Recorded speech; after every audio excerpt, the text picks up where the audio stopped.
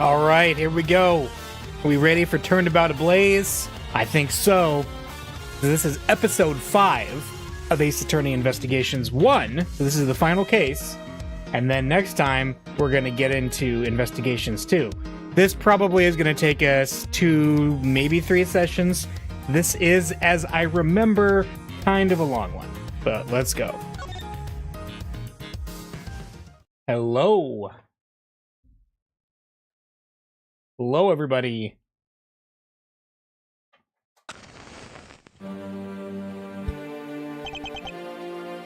Two cards. One of the Black Raven and one of the White Raven. A country torn in two.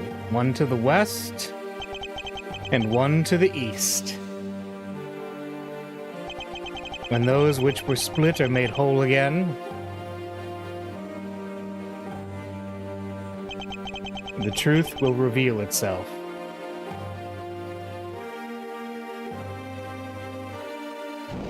Uh-oh. Somebody's starting a fire. It's the Atagrasu! The Atagrasu's here! Stop mass to mass.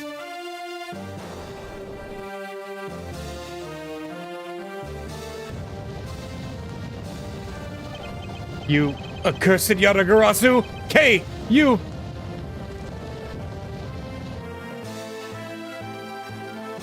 Eight hours earlier. Oh my. March 14th, 10:17 a.m. High Prosecutor's Offices, room 1202. Alright, yeah, the first three-fourths of this case is amazing. The last one, yeah, for those who haven't played it, you'll see.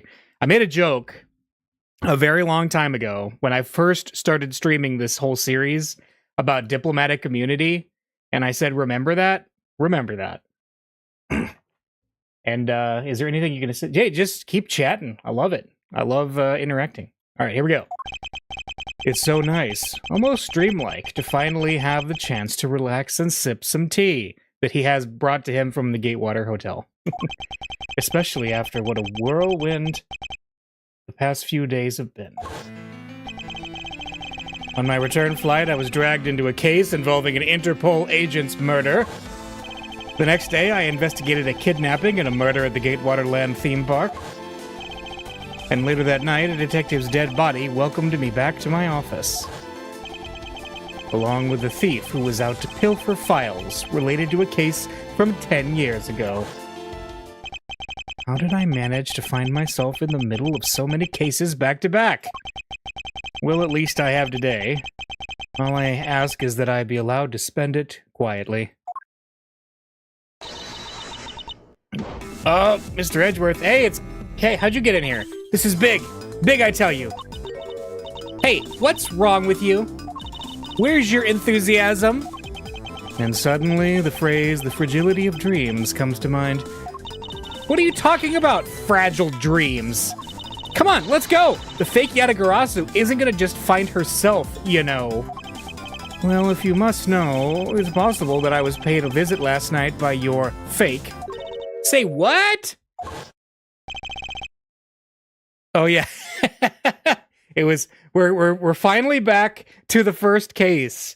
This is like Dual Destinies. We're just jumping all over the place. Unfortunately for us, the thief managed to escape. But even now, we're still looking for this criminal. However, I must warn you that we've only had a few hours to search so far. So I must insist that you be patient on this one, Kay. But what's with you today? Are you sure you aren't sleep-talking to me right now? Anyway, I've got something much more important that I want you to see. Oh? And that is... Take a look at this! On March 14th, I will be there to steal your dirtiest secret. And that's quite a bold declaration to send to an embassy. I suppose it was inevitable that a newspaper would catch wind of this. The date the card mentions is today. Today, huh? Come on, we've got to hurry! The embassy awaits! I suppose it is quite an urgent matter. However, do you know which country's embassy we should be investigating?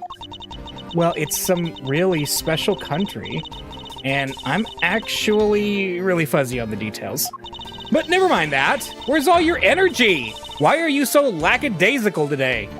I'm not, Kay. You're just too wound up. Well, then you should get too wound up, too. Because this just might be our chance to catch that woman. You mean Miss Yu? The woman who killed Kay's father burned Faraday 7 years ago. We remember that. Callisto Yu. She claimed to be the great thief Yatagarasu, and then disappeared from the courtroom. And she refused to elaborate, and she left. She makes me so mad, the phony. Everyone knows that the real Yatagarasu would never send something like a calling card until a company's underhanded dealings are made public. The target is always totally unaware that the Yatagarasu has paid them a visit. That's what makes the real Yatagarasu so awesome. The Yatagarasu's card that's shown in this article. It looks to me as though it could be genuine. See, that's the thing. Whoever it is, that person isn't the real deal, but has knowledge of the Yatagarasu. If this isn't a clue that that woman's involved, then nothing is. Put your gloves on. Come on, Mr. Edgeworth, out the door you go. Wait, there are a few preparations I must make before we go. There's something interesting about this card we found last night here in my office. It's of a different color than the one in the article, which makes me wonder why. What's up? Any reason why you're boring a hole through the newspaper with your eyes? No reason at all. Very well, seeing as how Miss Yu is also someone of a special nature to me, I agree that there is some merit to be found in investigating this. I knew you'd come around. March 14th, 5 p.m. Theatrum Neutralis. Okay, how pretentious. By the light of this night's glorious moon, we are ready! Ready to embark on our nightly outing. And this is where our tale begins.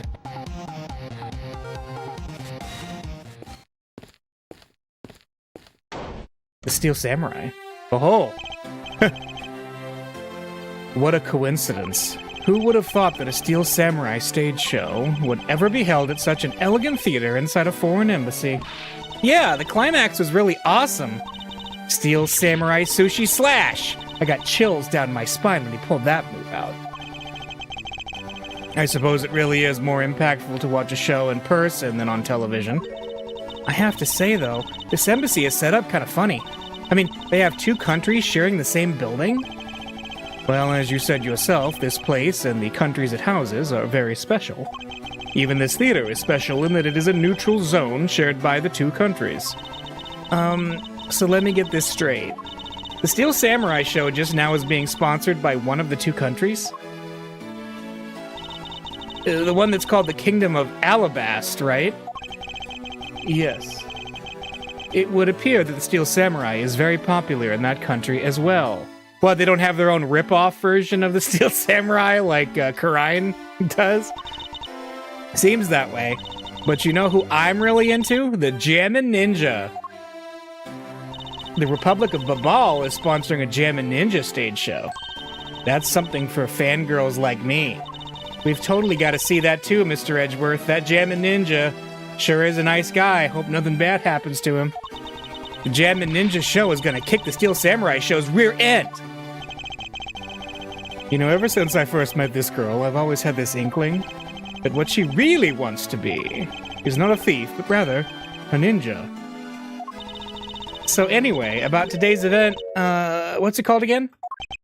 The Kingdom of Alabast versus the Republic of Babal Goodwill Jubilee. The small European countries of the Kingdom of Alabast and the Republic of Babal. These two countries used to be a single entity that was abundant with nature, and it was called the Principality of Cadopia. Is everything all right, Mr. Edgeworth? Yes, I'm all right. Moving on. After a period of civil unrest, the country split in two, though signs of their past remain. For example, their flags preserve the flower and butterfly motifs to this day. Cadopia, huh? The KG-8 incident, and what was referred to as the second KG-8 incident, in which an embassy staff member was murdered. Both of these cases were related to the Principality of Cadopia. In the 7 years that have passed, the country may have split into two. However, the Yatagarasu still send a calling card here. What could it all mean? Mr. Edgeworth, I know you're thinking about something. Oh, excuse me. What were we talking about again? If you could please stop spacing out on me. Anyway, we were talking about the Alabast versus Babal Goodwill Jubilee. The two countries have had a pretty bad relationship with each other, but supposedly they've been trying really hard to make up recently. That's why they decided to hold this event. If that's the case, then why the verses? Also, both countries claim to own the real Primaduke statue, a national treasure to both. They're planning to have them publicly evaluated today to see which one's the real deal. Okay, need I remind you to take care and not succumb to your thieving desires? Well, when it comes to treasure, I can't help myself. You know that. She'd better be saying that in jest. Hey, I can read your body language, you know, and you've got it all wrong. Look, I'm here to do some investigating. Investigating, I tell you. I know. And although we don't know if the Yatagarasu will really make an appearance, I suppose we should still spend some time examining this place. Yeah, the cameraman, it's like, hey, you wanna take a picture? It'll last longer, I guess. Oh no. Oh no. I know who that is in the top right. Why now? I thought we got rid of her forever. No! We'll go somewhere else for now. Hey, that suit looks awfully familiar there. Nice blue. Yeah. Big fan of the phosphorus fighter. Yeah. Yeah, I mean, I'm checking on chat here because it's been a little bit. Yeah. I've enjoyed every case of the series so far, but I'm not sold on the overarching plot yet. It seems like it's probably important to some characters that haven't gotten much development. Yeah, well, you'll see. Like I said before, I think Investigations 2 tells a more coherent throughput story, but this game's still pretty good. I still enjoy it. The butler wears the Proto Badger costume. Yes. Nothing much yet. Nothing new yet. We're just kind of looking around. So let's do some investigating. There's Steel Samurai with Steel Samurai VHS tapes, I think, in the far-flung future. It appears that the child is watching a video from the first season of the Steel Samurai. Go, go, keep on fighting until your last breath. Go, my hero, the Steel Samurai. Completely absorbed in singing the theme song, I see. And I'll let the child watch in peace. Should talk to Lotta? We can do that. Let's see. Where in tarnation are they? Come on, big scoop. Hey, mister, out of the way. Yeah, I'm talking to you. I seem to remember this woman from somewhere. Yet my instincts are directing me not to engage in conversation with her. Perhaps it would be best if I left her alone. There we go. Screen time in this game, 1 second. Yeah, that's right, she is in Investigations too. I forgot about that. Those flowers were sent by Global Studios. Global Studios? That's where they filmed the Steel Samurai television show. They have been producing hit after hit recently, so the studio is being remodeled. Oh, I read about that in the papers the other day. That mascot of theirs is also getting a facelift too, right? What's its name? Oh no, it's the monkey. You mean Mrs. Monkey? That's right. He keeps getting the name wrong. Yeah, I thought it was something like that. You really have a great memory. Huh, never underestimate my powers of recollection. I love that they call back to the fact that he can't remember it's Mr. Monkey. I would pay $200 just to have a full DVD set of every Steel Samurai season. I'd like to know what kind of show it's like. Like, seriously. There is a flat panel, a tape deck, and a row of Steel Samurai videos on this table. I suppose it's so visitors can watch an episode or two at their leisure. I guess it really is just that popular, huh?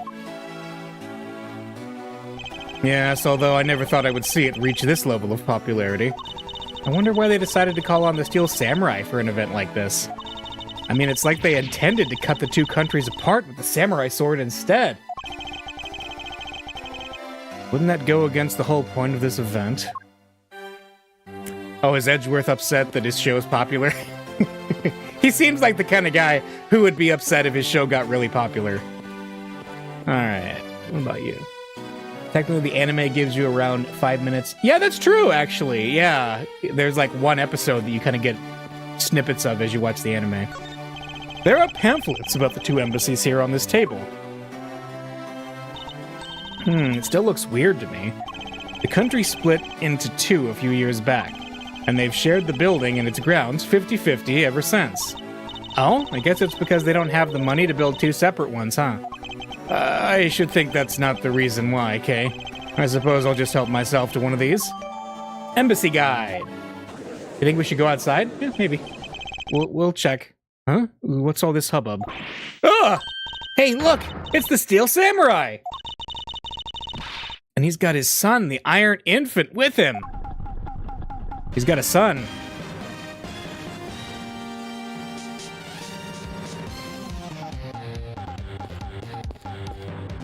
Let's see. May I speak with you for a second? It's the Steel Samurai. He's starstruck. Yeah, Cody Hackins. That's right, he was traumatized. Mr. Edgeworth, what are you glaring at him for? Please excuse me. It's just that I've never seen a superhero up close before. It looks like he's written something down for you.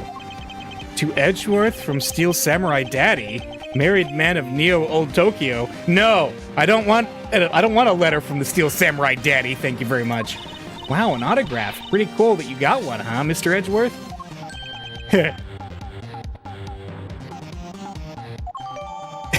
He's just so happy. Autographed with a sketch of his face and his weapon. But wait a minute. How did the Steel Samurai know our name? Is it like Turbo Man? Mr. Steel Samurai, Ambassador Alba is waiting for you.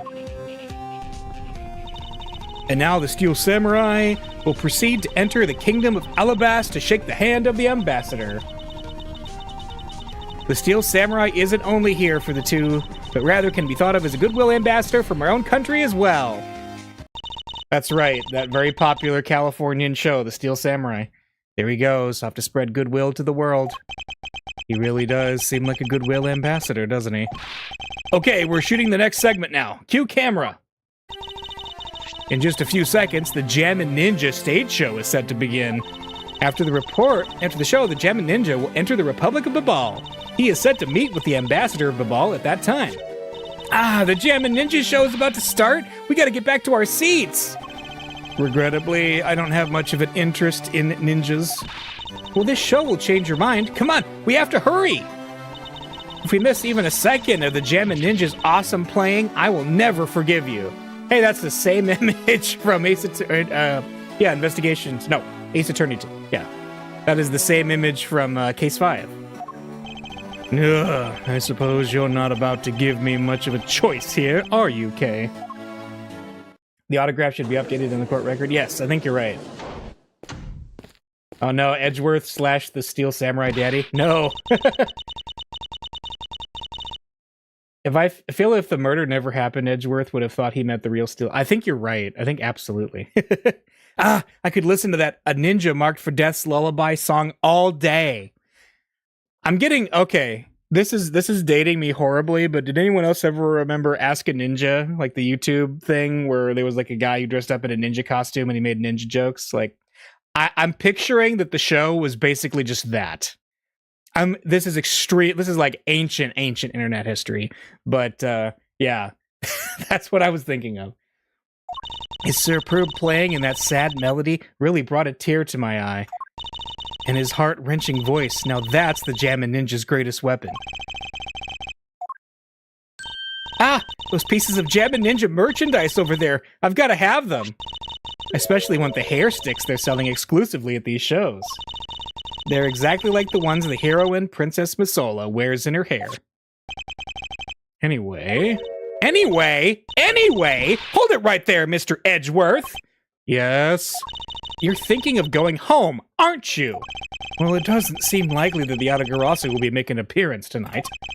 Most likely it was simply a prank, bro. No way, I just know the Yatagarasu will show. But I thought you said that the Yatagarasu doesn't send calling cards.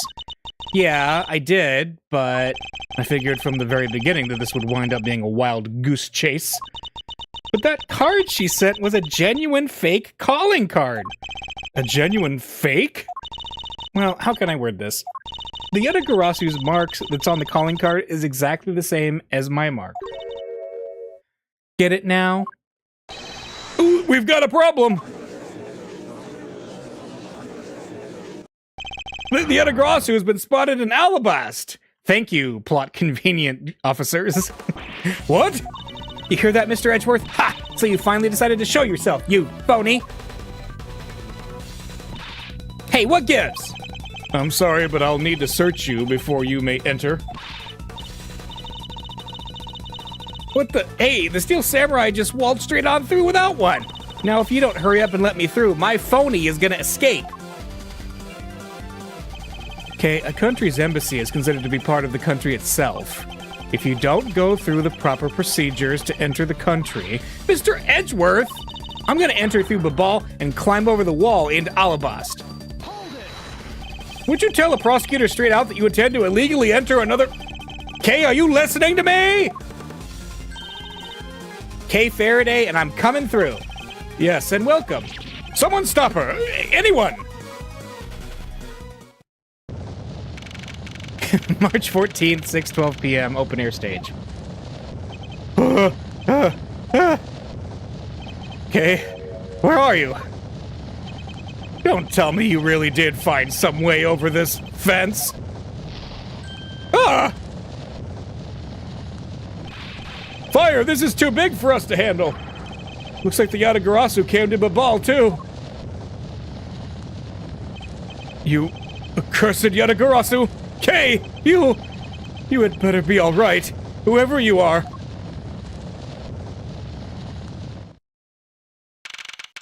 March 14th, 6:45 p.m., Ablaze Embassy Secretariat's office. Hey! I recognize that woman, and I recognize that man, and I recognize that girl. Oh yeah, Edgeworth does stay up. Yeah, and he stayed up really late the previous night, too, so Edgeworth's working on like 3 hours of sleep, maybe. I told you it wasn't me!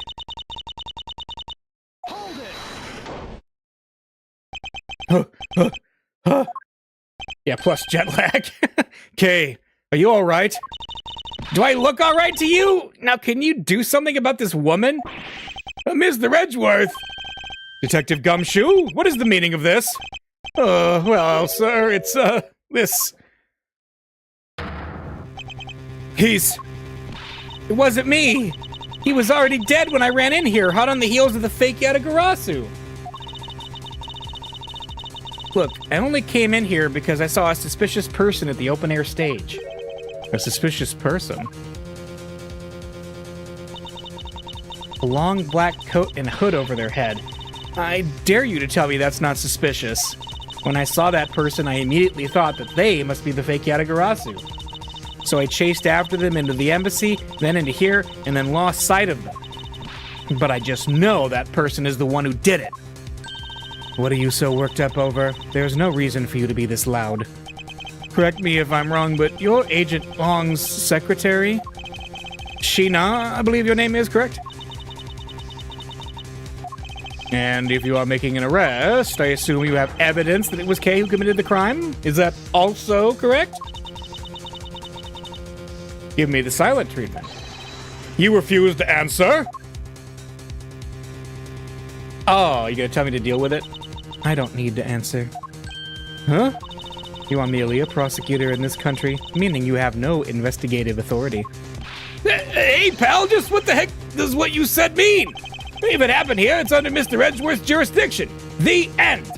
And seeing as how this building is sitting on our soil, we can investigate wherever we like. Unfortunately, Detective, embassies are a different matter. Huh?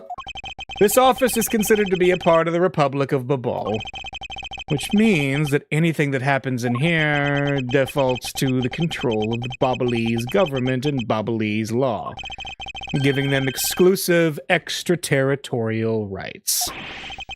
Extraterritorial rights? Sir, do you really believe that the truth is out there? Oh no. You're wrong. The game is literally called Investigations. Check and Mate. That's right. I'm sorry. The title of this game is I Gotta Investigate. So sorry.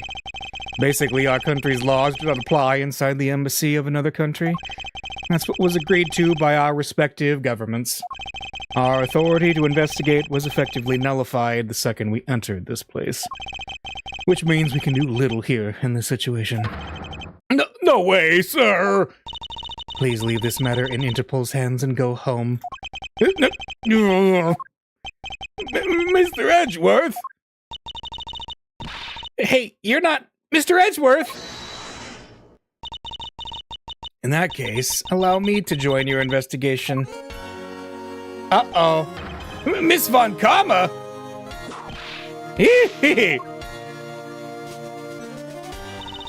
Ambassador Paleno, I truly appreciate you allowing me to join the investigation.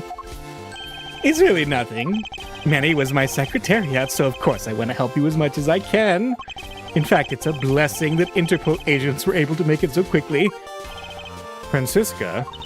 Well, I never imagined that I'd meet you here of all places. This is an embassy, meaning that you have no authority to conduct... Already? What is it? Ambassador Paleno. And you are? I'm Miles Edgeworth, public prosecutor. I ask that you please allow me to investigate this case as Miss Von Karma's assistant. Assistant? Miles, what the heck do you think you're... Please, I implore you, Ambassador Paleno. Very well. I'll be counting on the two of you, Miss Von Karma and Mr. Edgeworth.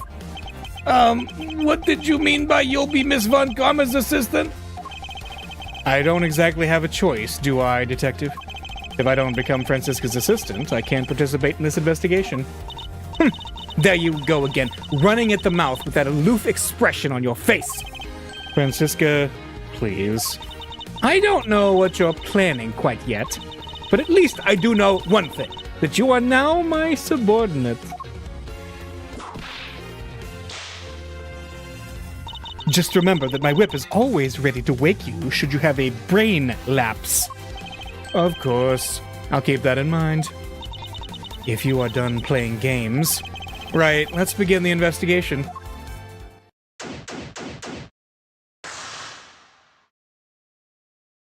Alright, Babalese Embassy Secretariat's office.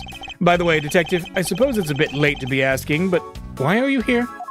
Well, better late than never, I guess, sir. I was placed on guard duty for the Babalese Embassy today. And why are our police guarding an embassy? Well, on account of the card they got from the Yatagarasu. They called us up and asked for our help, sir.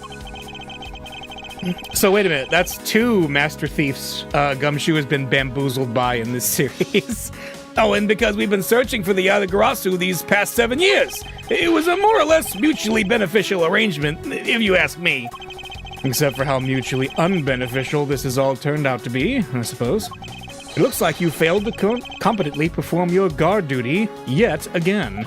Ah! Look forward to your next salary negotiation, although it's out of my hands. But sir, if it gets got any more, I won't be able to buy even instant noodles anymore. Gumshoe has responded to two thieves with calling cards and has failed both times. Yes, he has. Gumshoe eats 3 square meals a day, but he also lives in a cardboard box. He's also the guy who throws the confetti in the Ace Attorney games.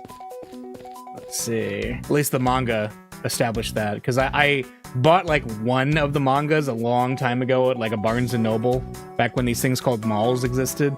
And that I remember that being one of the things that happened in it.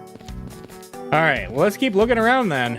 I like how just Kay's just in a permanent submission pose over there in the corner. What is this, WWE? How about we look at the body first? So our victim was the secretariat of this embassy, I take it?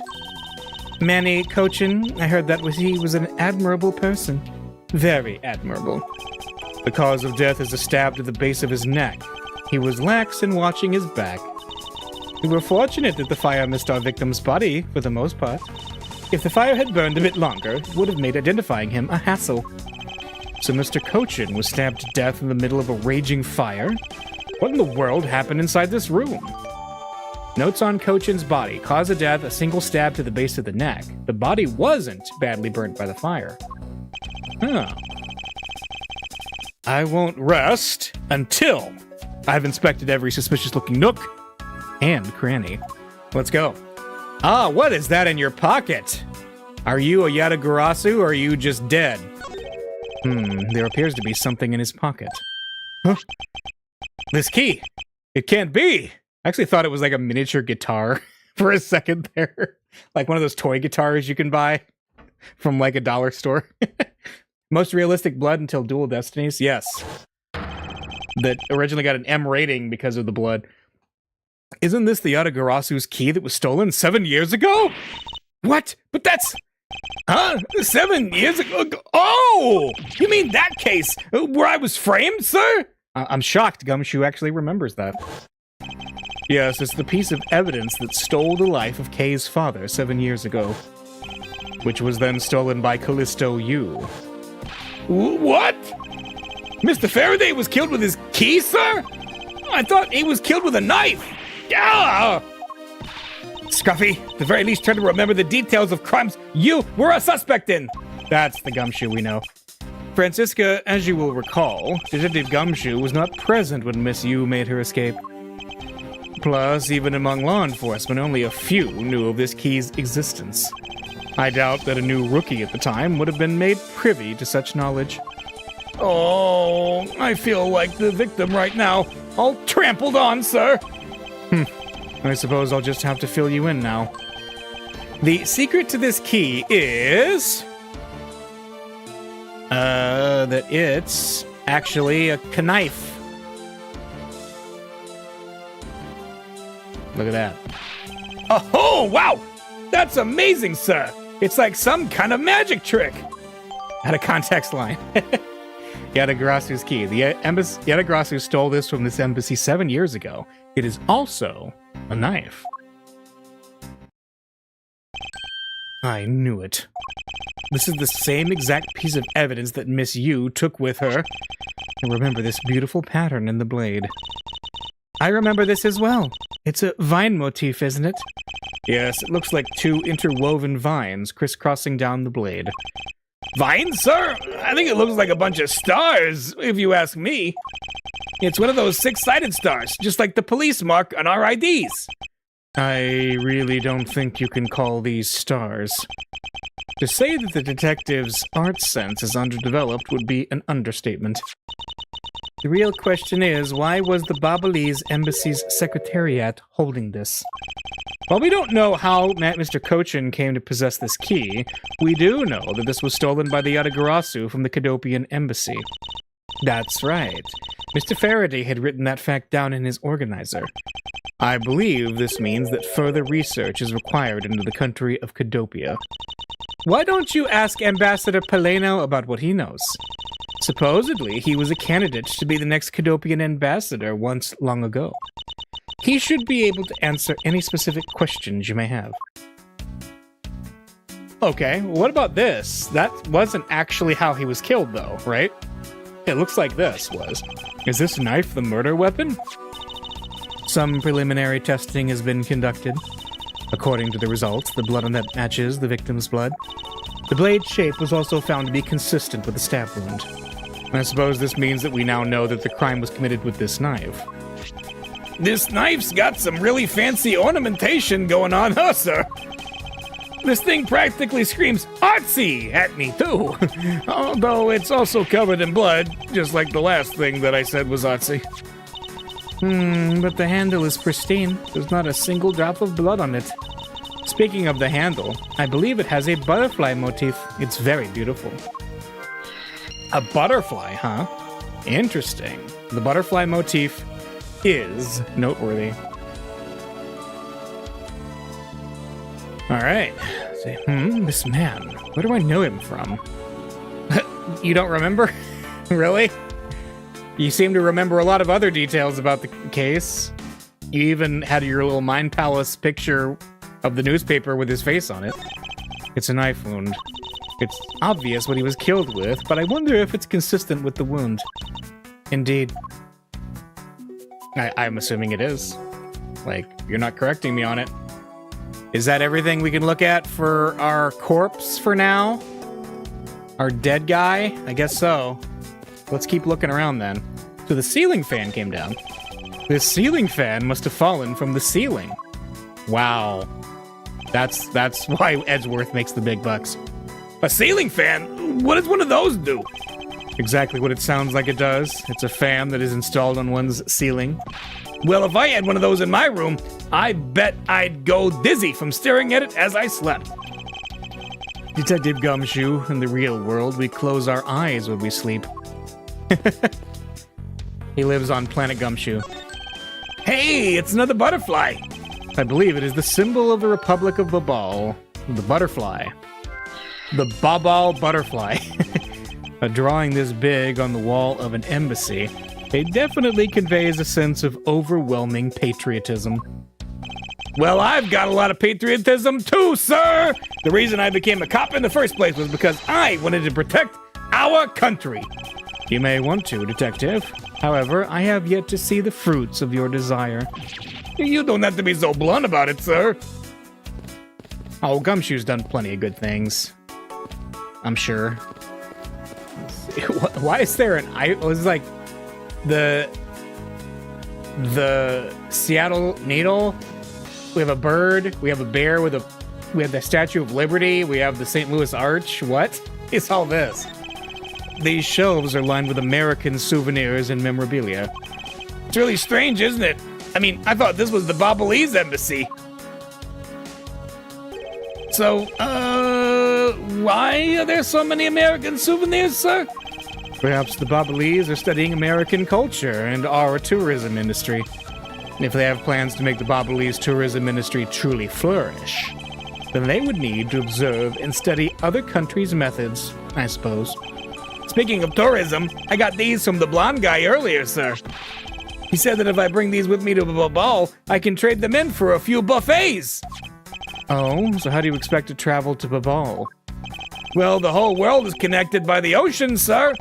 And for an all-you-can-eat buffet, I'd swim all the way to Babal if I have to. Can a few simple coupons really motivate people to do such fantastic things? I want to see that. All right, what do we got here? Mr. Edgeworth, there's still something on this display rack, sir. Knives, huh? Although the blades are all that remains of them, unfortunately. I guess the handles all got burned off by the fire. So even the knives fell victim to the fire? Ambassador Poleno, are these knives yours? Why, yes, they are. They are a special set of ornamental knives featuring the national symbol of Babal. These butterfly-themed knives, along with Alabast's own set of knives, are comprised of 3 knives each. But I can't believe the Babalese ones have been reduced to this state. Ornamental knives, huh? There's a small release on the tang of this blade. Ambassador Poleno, what is this notch here for? Oh, that! It's a feature of these knives wherein you can freely exchange the handles on them, so that we can change how they look to fit the situation, of course. I see. So these knives were constructed so that the handles could be easily removed. That's good to know. I thought they lived in Japanifornia. Yes, they do. Like, it's Schrodinger's America, but the series just gets increasingly more obvious that it's Japan. It looks like this was once a magnificent grandfather clock, but it has fallen victim to the fire. Hey, Mr. Edgeworth, is it okay for me to talk about the clocks in my house, sir? If they're unrelated to the case, I hope that you will refrain from sharing, but... Well, there's this one clock that I made by myself, but the timer on it manages to... That's quite enough, Detective. I made this statue of the Thinker. I hear a lot of guys are doing it lately. We can talk to them. We can look at this. Because this is a national treasure, can I ask that you please not touch it? I'm afraid the only ones allowed to touch it are myself and the Secretariat. But there's a possibility that it is related to the murder. Wouldn't you agree? Hey, Mr. Edgeworth, why don't we give up for now? We can force them to let us investigate it later when we find some solid proof. I suppose I don't have a choice here. This must be one of the primitive statues Kay was talking about earlier. Is it just me, or does this man look just like the Steel Samurai? They could be twins. Yeah. That is interesting, isn't it? It does look a lot like the Steel Samurai. Can we go over here? Sorry, but Interpol is still conducting its investigation beyond this point. I'm a subordinate of Miss Von Karma. Is there some reason why I'm being denied access? My superior clearly stated, don't you dare let anyone near the site. You got it? If I let you examine the site, my superior would get really angry at me. You know, Mr. Edgeworth, I feel really bad for the guy. So why don't we do as he says? Yes, I suppose we might as well. All right. So what else we got going on here? We could talk to them. Okay, are you all right? You believe me, don't you, Mr. Edgeworth? You don't think I did it, right? Yes, of course I don't. And I promise to prove that it wasn't you. That's enough chit-chat.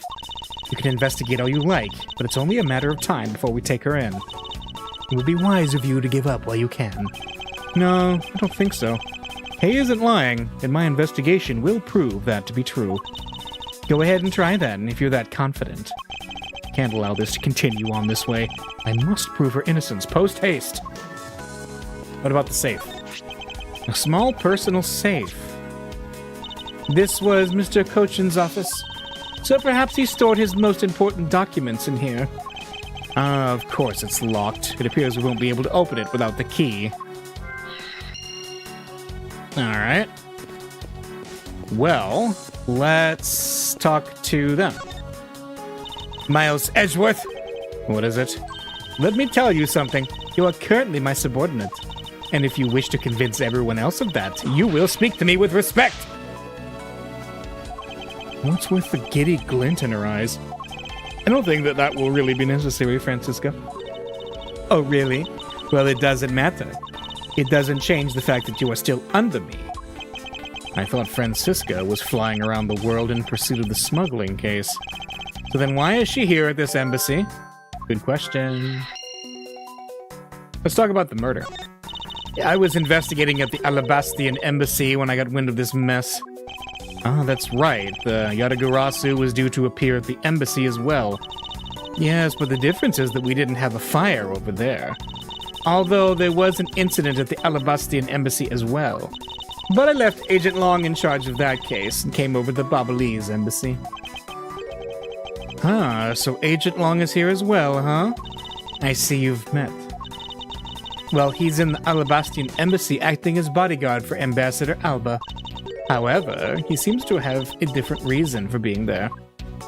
The Yatagarasu? So the suspect in the murder that occurred in this office is that little girl, I see. Is she perhaps trying to be the Yatagarasu? Kay would never harm a soul, sir! Kay? You remember, do you not, about the case we investigated together 7 years ago? That girl is the daughter of the victim in that case, Mr. Faraday. Oh, so she's that feisty little girl! Kay has been on the trail of the Yatagarasu, which is how she ended up here. Looking for the one who took her father's life. I see. Kay's trying so hard, but you know what? The Yatagarasu just keeps on tricking us all! How so? The Yatagarasu sent a card saying, I will be there to steal your dirtiest secret. Yeah? But all we've had is an arson and a murder. The lab boys are going in circles. You know what this is, sirs? It's a breach of contract, and it's going on the rap sheet. If you ask me, I'm perfectly fine with the fact that nothing was stolen tonight. I do wonder, though, if Callisto U really is the Yatagarasu. How about, you wanna look at my badge again? What about your prosecutor's badge? I have one too, you know. Ah, yes, so you do. But seeing as I'm not currently a proper prosecutor, I thought I'd give presenting it a try. Is that any way for you to act towards your superior? As if threatening a whipping is the proper way of lecturing someone. Nice. Alright. That's it for her. Hey, we can talk to Gumshoe, too. Yes, sir? The murder. While you were on guard duty, did you notice anything unusual? Well, I was on watch inside the embassy, but unfortunately, I didn't run into the Yatagarasu, sir. But I did talk to an officer who was on duty near the border between the two embassies, who told me that not a single person crossed the boundary during the incident. I see. The investigations into the fire and the Yatagarasu are a mess thanks to both events. I'm so confused, sir. Should I be putting the fire out or investigating? What do you think, sir? Aren't you old enough to solve your own problems yet, detective? The investigation. I'd like an update on how the investigation is going. Oh, yeah, well, it's going, sir. In other words, no one has any idea of what happened here, correct? To put it simply, yeah, you got it, sir. But we do know that something happened in this room, sir. Any moron with a pair of eyes can see what happened, detective. Oh. Well, anyway, let's investigate every single nook and cranny in this room, sir. We have to get serious, or Kay will end up getting arrested as the killer. Yes, I'm already well aware of that. Oh. In order to find out what really happened here in this room, we will need to gather whatever information we can. It's time to take a good look. He said the thing. He said the nook and cranny words. He did. You want to look at my badge? Hey, it's your prosecutor's badge. This thing's really important, right? So, what would happen if you lost it, sir? Why are you asking me such an ominous question? Well, because I've lost my police badge before, sir. I just wanted to tell you to be careful, sir. And because writing the explanation section on those requisition forms is really annoying. I believe someone needs to listen to his own advice a bit more often. Alright, you want to talk about the key? So this is the Yatagarasu's key, huh? That's a really nifty trick they built into it. I can't stop playing with it. This is great. It's like one of those transforming toys, sir. Evidence is not meant to entertain, detective. Gumshoes into Transformers. We've heard it now. Oh, you want to look at the Steel Samurai's autograph? What do you notice about this piece of evidence, detective? I don't really sense anything special about it. But the embassy is a different story. I see. I'm not really sensing anything special from you either, sir. Well, I'm sensing a special look at your monthly salary, detective. Oh. The crime scene. It looks like all that's left is a bunch of burnt stuff. But, well, I guess we've got all the info we need now, huh, sir? Yes, it would appear so. But you know, after all is said and done, I still have no idea what's going on. Nope, not a clue, sir. I just can't figure it out. Detective Gumshoe, it's nothing to get so worked up over. Oh, you mean I should use that thing, right? The function? Nope. That's not it. Projection. No, that's not it either. I think it sounded like, oh, I've got it. Lock it. It's logic, detective. Logic. Now that I've collected some information, the next step is to connect a few of them together to see if I can make sense of this mess. Nobody in the Ace Attorney universe knows what logic is except Edgeworth. That is just the law. We can talk to this fella here. I can't believe that Manny fell among thieves tonight. Without him, I have no idea what my schedule for tonight is. Ambassador Poleno, I believe your schedule tonight will consist of listening to reports from the police. That, and only that. I ask you to cooperate, not only for your own sake, but for Mr. Cochin's as well. You're a rather strong man, aren't you? How fascinating. Here, I know it isn't much, but I'd like you to have these. I'm sorry, but it would be against my principles to accept a bribe. Oh, no, these are simply coupons we distribute to promote Babal. Remember, we offer a large number of discounts and offers when you visit lovely Babal. Now I remember, the Republic of Babal was known for its feverish tourism industry. You want to look at my badge? Oh, is that a prosecutor's badge? It has a very cool design. Ah, I know! We should start selling items like this as souvenirs in Babal. The tourists will absolutely go nuts over them. Please don't compare a proud symbol of my profession to a cheap souvenir.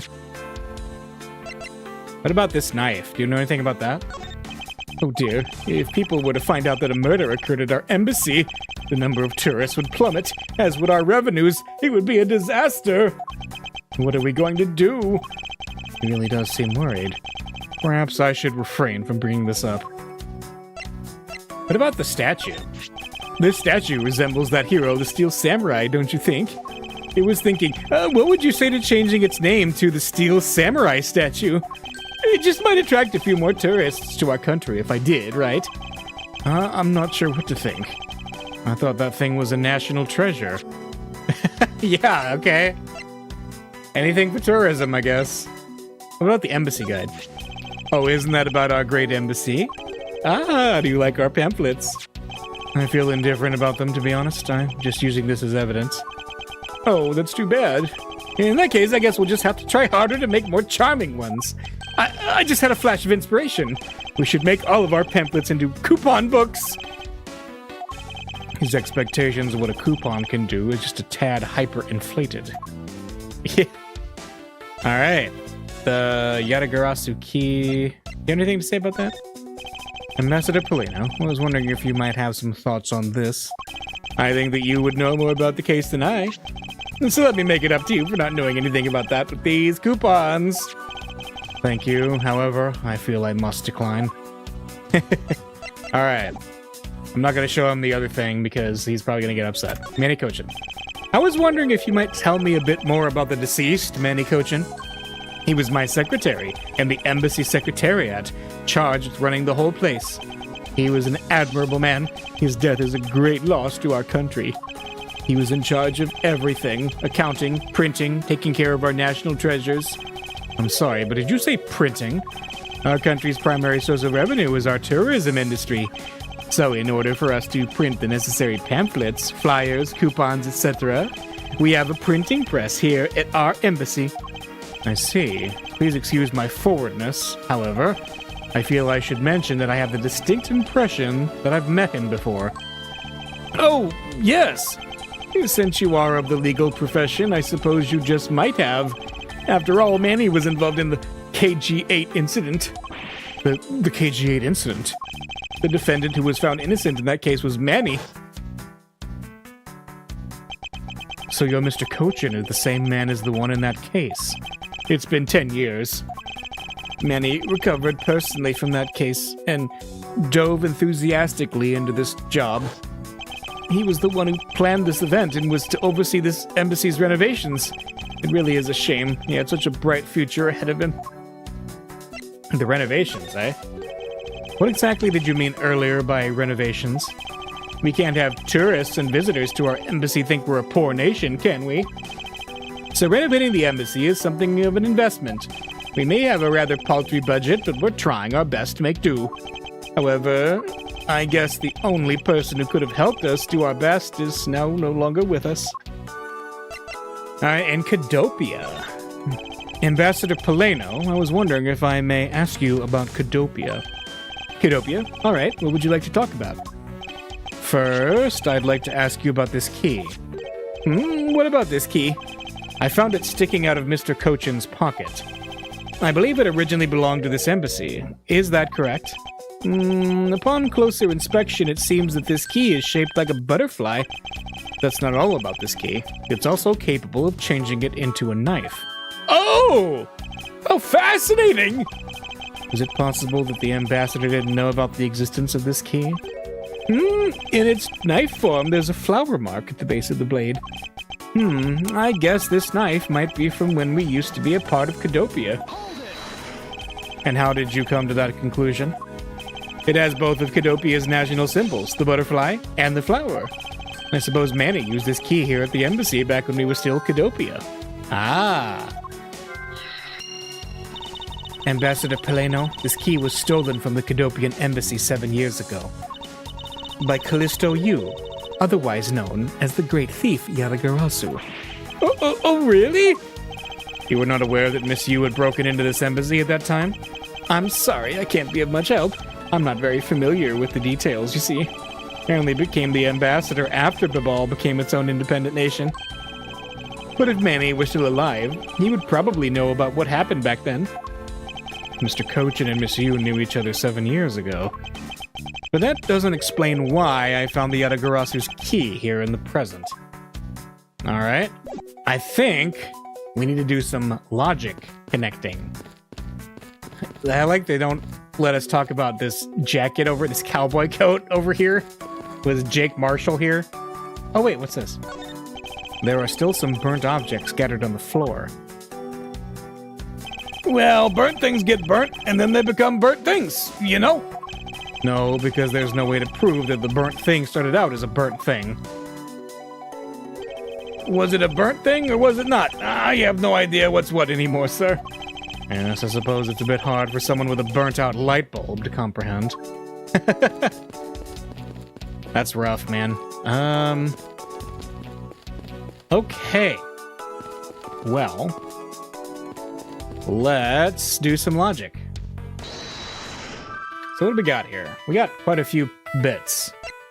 Francisca's return, stealing of secrets, the key used at the embassy, the butterfly of the ball, motif on the handle, the locked safe. Hang on a second. Locked safe, key at the embassy. Let's see if that... Because they said it was his key, right? Let's see if they work. Yep. We know for a fact the Yadagarasu's key was used at this embassy. Furthermore, we found it in the victim, Mr. Cochin's, pocket. Which leads me to think that perhaps it is the key to the personal safe in this office. Good thinking, sir. Let's go try it out! It appears I was correct. The key that was left to us in the victim's pocket, it literally turned out to be the key to the next piece of the truth. What do we have here? Hey, there's nothing inside! Do you think the Yadagarasu made off with everything, sir? No, Detective. I believe all we need is a closer look. I won't rest until I've inspected every suspicious-looking nook and cranny. So there's the keyhole, and then there's papers over there. What is this here? It looks like the ripped corner of a piece of paper, sir. No, I don't think it's ripped. It seems more to me like it's stuck in the safe.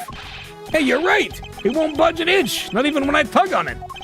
But I don't think I've ever seen paper stuck on the inside of a safe before. Detective, I think you have it backwards. It's not the paper that's strange. It's the safe. What do you mean? What I mean is that the secret to this safe is that it's completely empty, it has a crack there. It has 2 compartments. It's got a crack. No, it's 2. Even just eyeballing it, you can see that the inside is a bit too shallow. Furthermore, with the unnatural way the paper is stuck at the back of the safe, I'd say that there is an extra bit of space behind the back wall of this safe. In other words, this space has a second compartment. What? I suppose that you are correct in asserting that the paper is stuck in an unnatural manner. However, if what you say is correct and there is a second compartment, how do we go about opening the door to it then? As you can see, there's no other lock or keyhole in sight. Actually, there is one more spot of interest to me on this safe. Oh? Yes, and I believe that spot is the keyhole to our second mystery lock. The safe and its locks. Alright then, since you're so sure of yourself, show me how you deduced your answer. Is it this? Because there is a second keyhole right there. Is this spot somehow connected to any of the evidence I hold? The key? Doesn't the shape of this keyhole remind you of something, Francisca? The shape, it does look very familiar. However, I believe it's simply a latch hole for the safe's lock mechanism. It's just for keeping the door shut, nothing more. Is that so? The person who used this safe, Mr. Cochin, made sure this safe had 2 compartments in order to hide something. Do you honestly think someone like that would allow the keyhole to the hidden half to look so obviously like a keyhole that even the average person could figure it out? You can't be serious! Are you saying that this hole is the keyhole to the hidden compartment of this safe? That's precisely what I'm saying. And I will prove to you right now that the Atagarasu's key is the key that will open it. The Atagarasu's key? Miles Edgeworth, this had better be a very bad joke. Sorry, but this is no joke. The Atagarasu's key is the very key that will open the second compartment of this safe. We know that this key opens the first compartment of the safe, but the keyhole you're talking about is of an entirely different shape than that of that key. Let's see.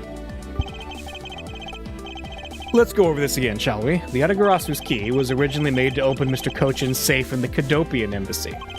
We confirmed that as fact by opening the door to his safe with it. Now let's take a look at the back end of the key. Looking at the knife portion head-on, what do you see? What are you talking... Ah! It appears that you've come to understand what I'm talking about.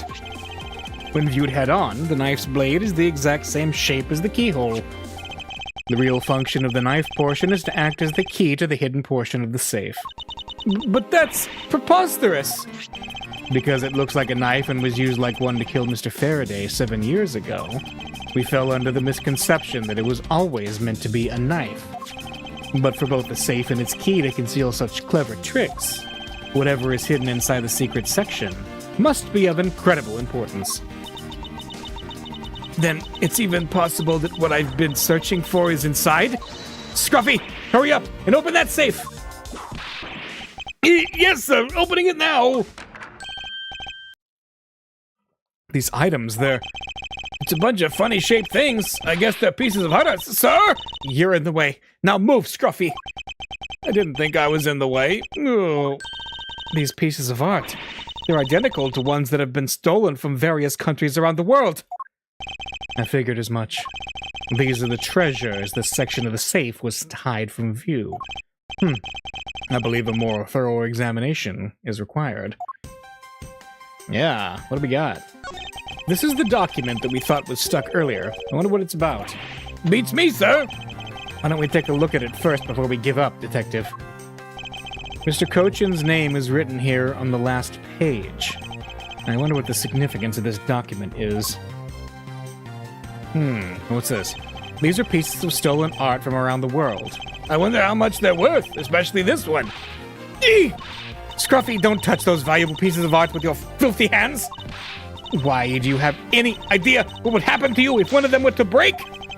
Was it just me, or did she hit one of the pieces of art just now? What else? These are the pieces of art stolen from around the world. I wonder how much they're worth, especially this one. Oh, it's the same. Okay, it's the same. Okay, what about this? To build this sort of trick into one's safe is really something. Yeah, it's neat how this safe has 2 compartments, but what's really impressive is that at the other end of the key was another key I totally hadn't noticed. I wonder if Mr. Cochin was just paranoid, or if he had secrets of that great a value. Speaking of paranoid, I once sharpened both ends of my pencil. But then when I went to erase something, I got all paranoid that I was going to stab myself. Please refrain from dispensing your special brand of unrelated stories while on duty. Yes, sir. Okay. Alright, is that... Oh, what's this? It appears that we found the key that the Atagarasu... No, Miss Yu stole 7 years ago. Since it was originally from this embassy, maybe she came back to return it? I don't think she's the type to be so kind as to do such a thing, Detective. Okay then. What do you think, sir? Callisto Yu. For what reason did she steal the key? That is a good question. Alright. Is that everything that we've gleaned from this safe? It's pretty significant. I think so. Okay. Let's do some more logical connections. All right, stealing of secret, butterfly of the ball, Francisco's return, motif on the knife handle. I think the butterfly motif on the knife handle and the butterfly of the ball connect. So let's try that.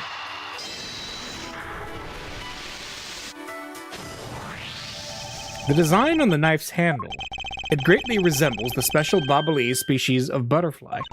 It does, doesn't it? Plus it says right here, this knife is property of the Republic of Babal. Perhaps this means that the knife used in the crime was found right in this room. I think you're right. Is stealing of secret and Francisca's return connect? Let's see. Yep.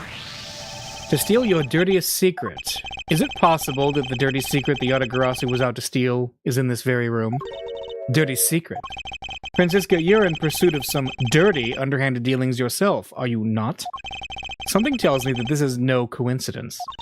In that case, then, the person I'm looking for is here in the Babalese embassy, huh? The head of the smuggling operation. I think I just might need to ask Francisca about her smuggling case in more depth. Alright, well, let's do that. Smuggling. Francisca, when we last talked, you said that you were on the trail of a smuggling ring. I suppose the reason you're here right now is related to that? Yes. After analyzing the intel we've gathered from various countries, this embassy rose to the top of our list of sites to investigate. And this is what tipped us off. This accounting document? It's only one page of the whole thing, so we're not sure about all the details. However, it's enough for us to grab onto the tail of the beast. For you see, this type of paper was made only in the Principality of Cadopia, which means that somewhere in the countries of Alabast and Babal is the head, the one pulling the strings behind the entire smuggling ring. That's Francisca for you. She's amazing, pursuing this case with all that she has. All right. So, what should we look at next? There's nothing new to talk about with him. Can we talk to Gumshoe? Notice anything? I can't believe there's a secret door inside the safe. I guess the stuff inside must be really, really important. Yes, they appear to be quite important. The little figures and stuff. I wonder how much these are worth. Knowing that they are stolen merchandise, I would say they're probably priceless. Their value is probably worth more than what you could ever hope to make in your lifetime. What? You're kidding, right, sir? I mean, they're so small. Well, we're talking about purchasing it with your salary, detective, so... Okay, then I guess those pieces of paper must be pretty valuable too, right? Yes, I assume so. I'm actually quite curious about them. Even if they are not physically worth much, great care was taken to hide them. Which means they must be very important documents to someone. I wonder if the papers in the safe might be related to the other document. Well, maybe. Let's see. We can't do any deducing. Oh, we can. Deduce. Here we go. Cadopian document? Probably. Take a good look at these documents, Francisca.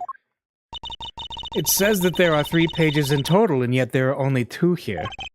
Correct. Now take a look at the smuggling activity document in your possession. Tell me, is it not possible that your page was taken from this set of 3? Well, well, it certainly looks that way. By putting our multi-part puzzle together, we seem to have arrived at an answer. And it seems that you have now found what you were looking for. Yes, and with this, it has become crystal clear that Mr. Cochin himself was responsible for the mass smuggling of Babalese ink. Babalese ink. Babalese ink is a special product of the Republic of Babal. However, due to a special reason, only a limited volume is ever exported. And that reason is, that's classified. It's on a need-to-know basis, and you don't need to know. In any case, it seems that the head of the smuggling ring was our victim, Mr. Manny Cochin. His base was in an embassy, thus it was hard for both our country and his to interfere, making it the ideal conditions under which to run a smuggling operation. But it's so frustrating. I lost the person I was to rain judgment down upon with my whip of justice. Well, even if he is dead, we still have a responsibility to look into his misdeeds. You expect me to whip a dead man? Well, I'm not interested. Francisca, you must know that Manny Cochin was the suspect in the KG-8 incident.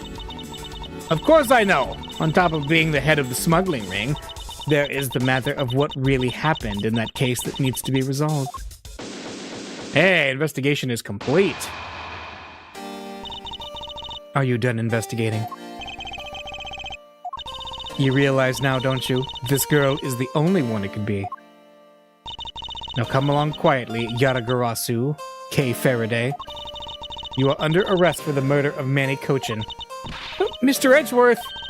Please, you have to believe me. I didn't do it! I chased the fake Yatagarasu in here. And he was already...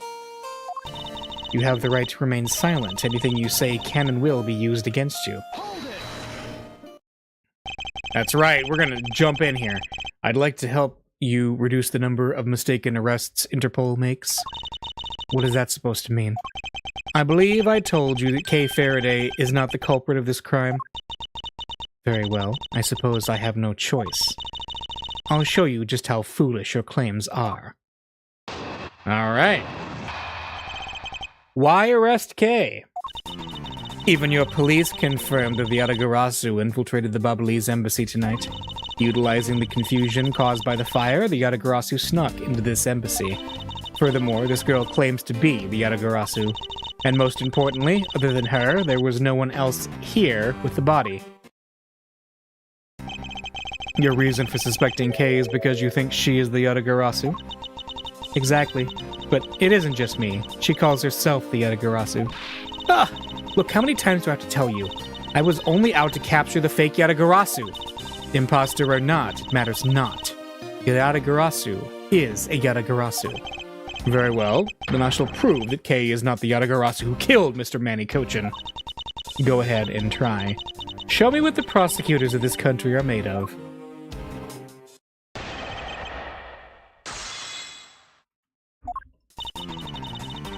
Alright, even your police confirmed the Yatagarasu. Huh? They may have confirmed it, but are you telling me that no one could catch the thief? If so, you're basically admitting that the Yatagarasu that committed a murder eluded us. Of course, I chased after the Yatagarasu that entered the Ablaze embassy right away. And that is also why I'm making this arrest right now. Because at the end of my long chase, there was only that girl. Ugh! In any case, this is what I believe happened tonight. Utilizing the confusion, the Yatagarasu snuck into this embassy. The confusion caused by the fire. Are you saying that the Yatagarasu was not the arsonist who started the fire? A suspicious person in a long coat was spotted in the area. Officers in the area claim to have seen that person start the fire. It sounds like we have a phantom in our midst. Yeah! In a way, he could be considered a phantom, with the way he randomly appears. Furthermore, this girl claims to be the Yatagarasu. Just because she calls herself that, it doesn't prove that she's a killer. No, but it does give her a motive. The Yatagarasu sent a card saying, "I will be there to steal your dirtiest secret." Furthermore, there are documents pertaining to some smuggling activity in this room. She obviously wanted to steal them. So she killed Mr. Cochin for the key. I see. Her logic is very sound. I expected nothing less of Agent Long's secretary. However, that statement just now didn't sound right. It might just be the opening I need. Yeah. She wanted to steal documents regarding smuggling, so she killed Mr. Cochin for the key. But the Yatagarasu stole this knife, so why would he have it? There we go. Agent Sheena, I regret to inform you, but there is a flaw in your logic. Oh? Even if you claim that she is the killer and the Yatagarasu, I am certain that securing the smuggling documents is not the motive behind the murder. The key to the safe in this room was found on Mr. Cochin's body. Furthermore, the Yatagarasu would not be as stupid as to leave the without the documents. By the simple fact that the documents were still in the safe when we looked, it's obvious that the killer's target was not the safe at all. Then perhaps she didn't know that Mr. Cochin had the key on him. You're sweating. If that's the case, then why would she have needed to kill him? Because I can think of no reason for her to kill him if she had not known that fact. Need, reason. All of this is simply our conjecturing after the fact. It's entirely possible that she accidentally killed him when she was sneaking in. Perhaps she didn't notice the safe's second compartment before returning the key. Ugh! But the fact still remains that Mr. Cochin was stabbed to death. But you have no definitive proof that it was Kay who committed the act. Actually, I do. I saw her holding the knife she used on the victim with my own eyes. What? Allow me to tell you a bit more about the evidence that will put her away behind bars. Uh-oh, we got more. Definitive evidence. The knife wound on the body is consistent with the blade of the knife. The knife with the butterfly handle is the murder weapon, which the killer was holding. I assume she obtained the knife from the display rack and used it on the victim. The knife is a part of a special 3-piece set, which has a design like no other. The evidence and testimony, it all points to the girl. There is no counter-argument. No, that is your definitive evidence? You see now that she is definitely the killer, right? No, Mr. Edgeworth, you gotta believe me. I saw a suspicious person in a long black coat outside the embassy, I swear. And you came in here because you were chasing this suspicious person? That's right. I ran into this office only because I was chasing after that person. But when I entered the room, it was pitch black. I couldn't see a thing. I felt something on the ground next to my foot, so I turned on the lights, but then... Ah! Who's there? This is... I came to this room upon hearing the girl scream, and when I saw her holding the knife, I immediately restrained her. So the object Kay felt by her feet on the floor was the murder weapon. I had the knife analyzed right away, but we failed to find anyone's prints on it. But the suspicious person in the black coat who came into this room before me... You continue to insist there was such a person, but if there was, where did they go? That... I don't know, but I know they came in here. That sounds like the desperate excuses of a suspected killer, not a trustworthy testimony. You understand, don't you? We can't trust this girl's words, Mr. Edgeworth. Yeah. She has a point. Even if Kay's words are the truth, must show that they are with some solid evidence. Mr. Edgeworth, I really didn't. Kay, don't worry. If you didn't do it, then there must exist a way for me to prove that. Still not giving up, I see. In that case, try to counter my argument, if you can. Don't worry, I can and I will. Yeah, that's right. We got facts and logic on our side, and we're gonna win. Definitive evidence. Knife wound on the body is consistent with the blade of the knife. Yeah, okay. Does this mean that you already have the results back? We have confirmed that the shape of the Ablaze knife's blade matches the wound. Please don't confuse the efficiency of Interpol's forensics teams with your own. I won't if you don't underestimate our police force. And so we're clear. I hardly say your logic is sound, which you will see in a bit. If you can prove me wrong, please, by all means, go ahead. That has been my intention all along. Now, let us return to your testimony. The knife with the butterfly handle is the murder weapon. Okay.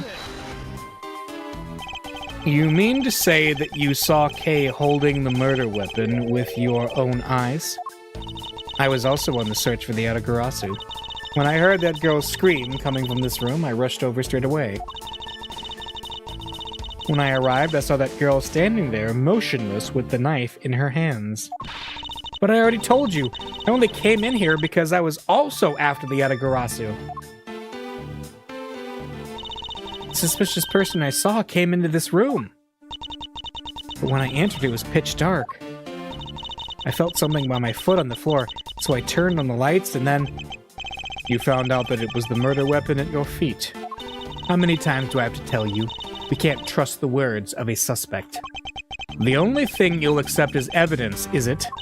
That's the only acceptable way to counter an agent of Interpol on the scene of a crime. Mr. Edgeworth, do you have some kind of evidence that can prove me innocent? I think I do, because there's one piece of evidence I find to be a bit interesting. I think I need to carefully examine that piece of evidence again. Is it the knife? Can we look at the knife in depth? We sure can. Let's see. So this is what took Mr. Cochin's life. Some of his blood is still on the blade. Wow, I've been a detective for 7 years already? I've seen a lot of weapons in my days, but knives that we use to kill are always the hardest for me to bear.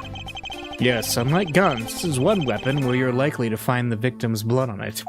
Yeah, just like how this one is practically drenched in it, huh, sir? Despite that, it looks like the blood managed to miss the handle somehow. Somehow? Almost like this isn't the handle the knife was on. Let's see. Is there a latch that opens if this comes out? Let's see. No. One of a set of 3 ornamental knives covered in the victim's blood. Blood, same as wound. Okay. So that's a no. Then there's the Primadou statue, which we don't get to see in glorious 3D. Wait, there we go. There's a lot of skilled detailing on this handle. It would appear that the handle on this knife is removable. I guess so people could change them whenever they feel like it. Sounds like fun, sir. I don't think people would remove the handle just for fun, Detective. Alright, so it is removable. And there's no blood, which is weird, but nothing is updated. Okay. I assume she obtained the knife from the display rack and used it on the victim. Well, let's keep going. I ask that you please refrain from speculation. It's a sound hypothesis derived from the evidence. There's no room for debate. Ugh. Miles Edgeworth, know that an ungraceful loss will not be tolerated, my subordinate. Now rebut her hypothesis with factual logic. Otherwise, what was your investigation for? Yes, you're correct. Thank you. Helping a subordinate out with advice is the job of any good superior. She seems to be rather enjoying herself. But she's correct, nonetheless. Agent Sheena, please continue with your testimony. The knife is a part of a special 3-piece set, which has a design like no other. About the 3-piece set, is there really no other like it? Let's ask Ambassador Polino for more details, shall we? The knives are indeed special. They have the butterfly, the symbol of the Republic of Babal, engraved on them. And because there are only 3 of them in the world, they are very, very valuable. The national symbol, huh? Well, the knives are covered in the butterfly design. Along with the Alabastian set, our respective countries only have 3 knives each. I see. Are you satisfied now? If so, let's continue. The evidence and testimony all points to the girl. Alright. No, I believe there is still room for debate, and I'll thank you to not decide that for me. I didn't decide anything for you. I'm merely looking at it, reality the way it is. Are you sure you're not just viewing the facts through rose-colored glasses? Ah! Mr. Edgeworth, I think she's mad at you. Perhaps, but our definitions of reality are a tad different. Are the 2 of you done chatting? Agent Sheena's proof is the Babalese knife that Kay was allegedly holding. Yeah, so how are you gonna prove that Kay didn't do it, sir? If Agent Sheena wants to suspect Kay merely because Kay was the only one here, then I must show with evidence that Kay couldn't have committed the murder. But do you have such evidence, sir? Yes, there is one piece of evidence that seems very unnatural to me, and I believe it is my duty to point that out to Agent Sheena. Alright, I'm guessing it's the knife, right? Because The knife is kind of the... Let's see. The knife wound on the body. Hang on. I'm thinking... Okay. Knife with the butterfly is the murder weapon which the killer was holding. So the problem with that, right, that Edgeworth noted, is that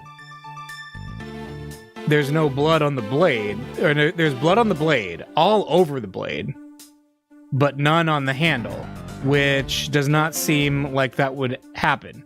And there is not even on the motif there, despite the fact that there's blood below the motif.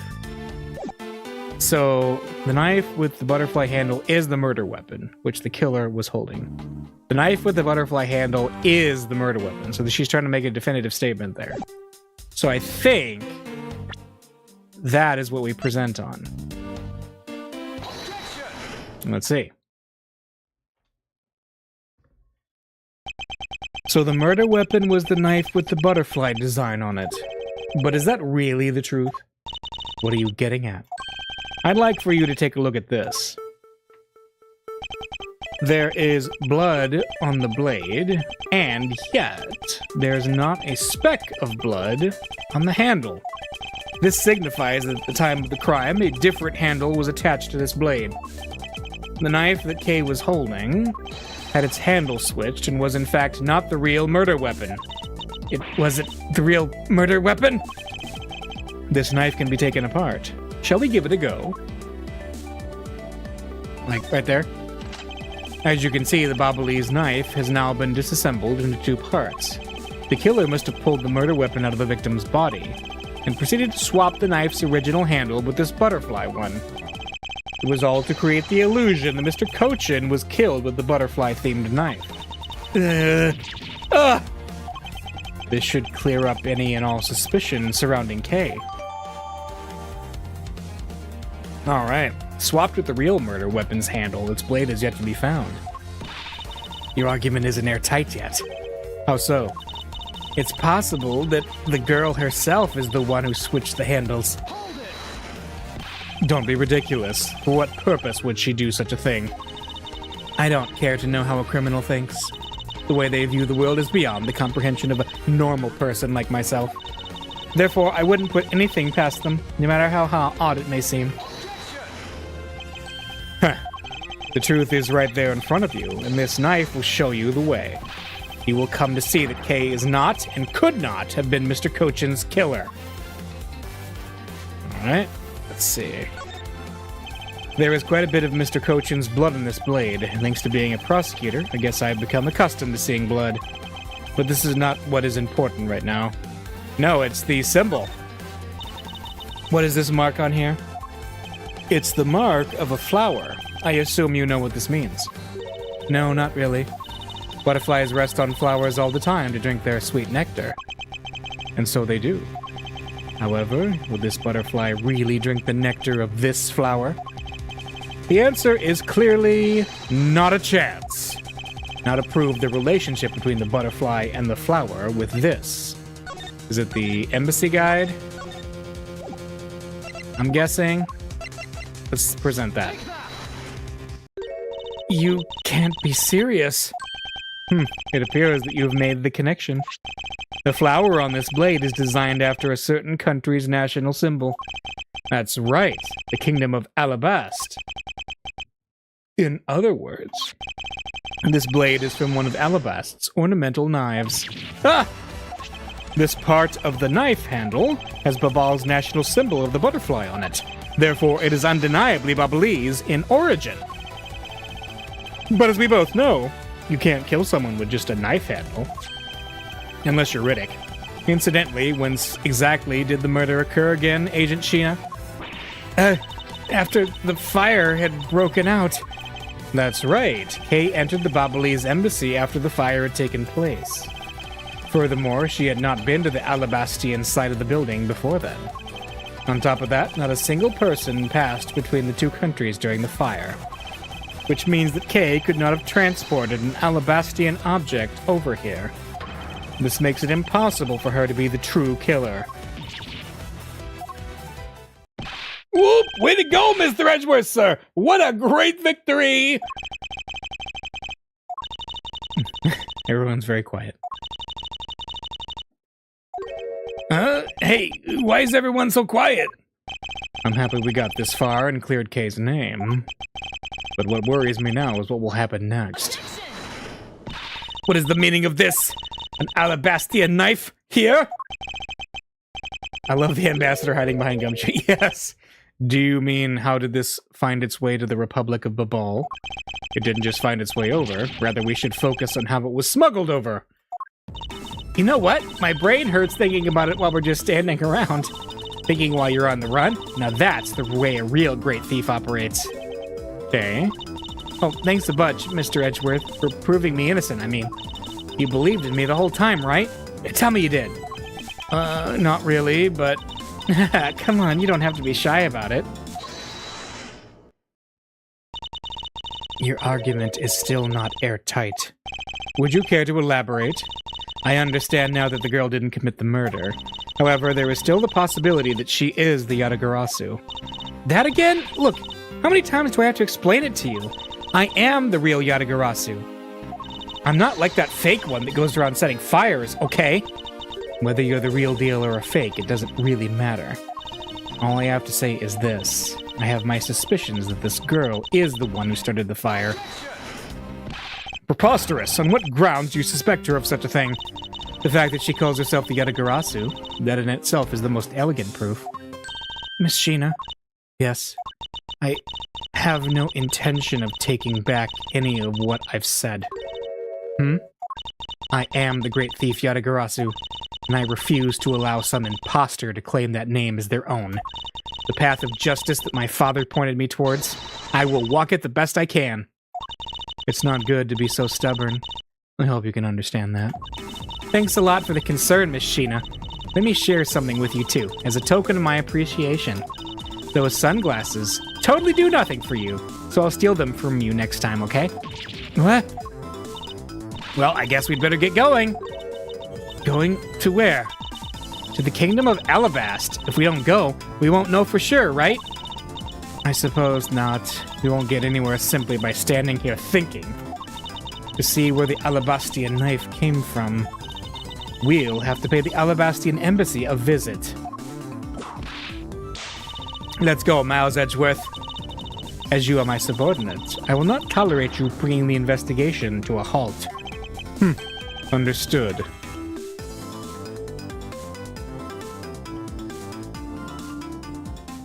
And we got a to be continued. All right. Yeah. All right. I will take a very quick break, and then we're going to continue with... Oh! Shi Long Long is going to push back. Yeah, he's back. But we'll do that in just a second.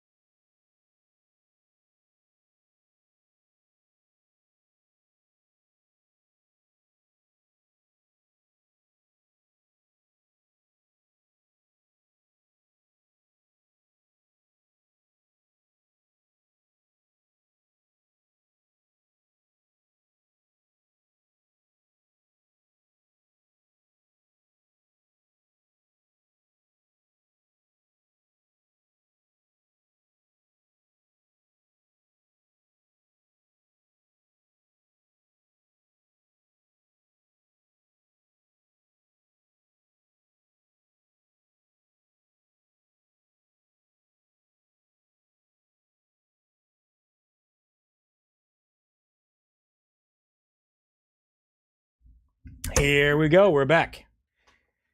Continue. March 14th, 7:44 p.m. Theatrum Neutralis lobby. Hey, it's all of those guys. Count off. 1, 1, 1, 1, 1, 1, 1, 1. 1, 1. Shifu, 99 callouts. So all 99 members are most likely here and accounted for, sir. Hey, you. Yeah. You. The second, number 1 from my right. Sir. Yes, sir. Here. A birthday present for you. Shifu, I didn't know that you knew all of our birthdays. What a kind heart you have. Shifu, you are more of a man than we'll ever be, sir. I'm really sorry, but it's not my birthday.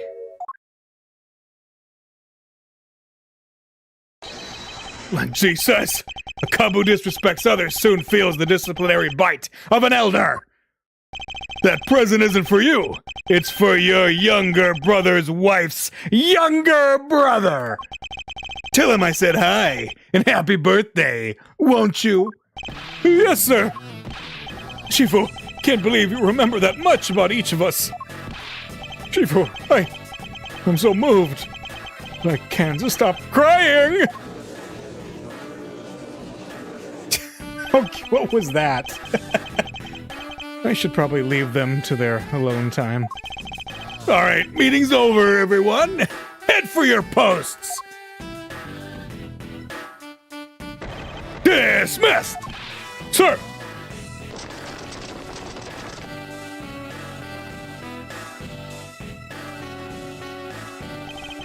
Yo, were you guys there the whole time? I got a call from Sheena, and she's already filled me in. It sounds like you're out to get in my way again. I have absolutely no intention of interrupting your investigation. I simply request that you grant me permission to investigate the Alabastian embassy. What if I say no?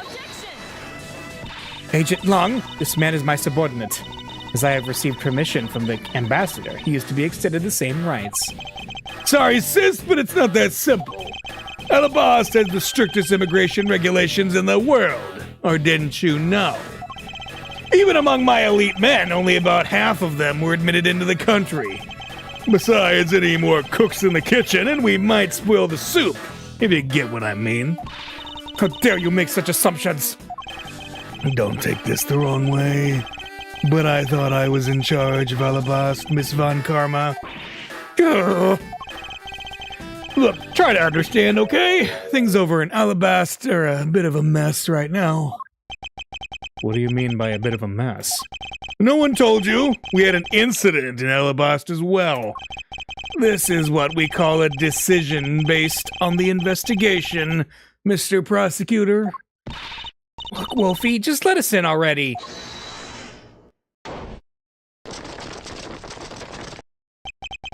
Is there a problem here, Agent Long?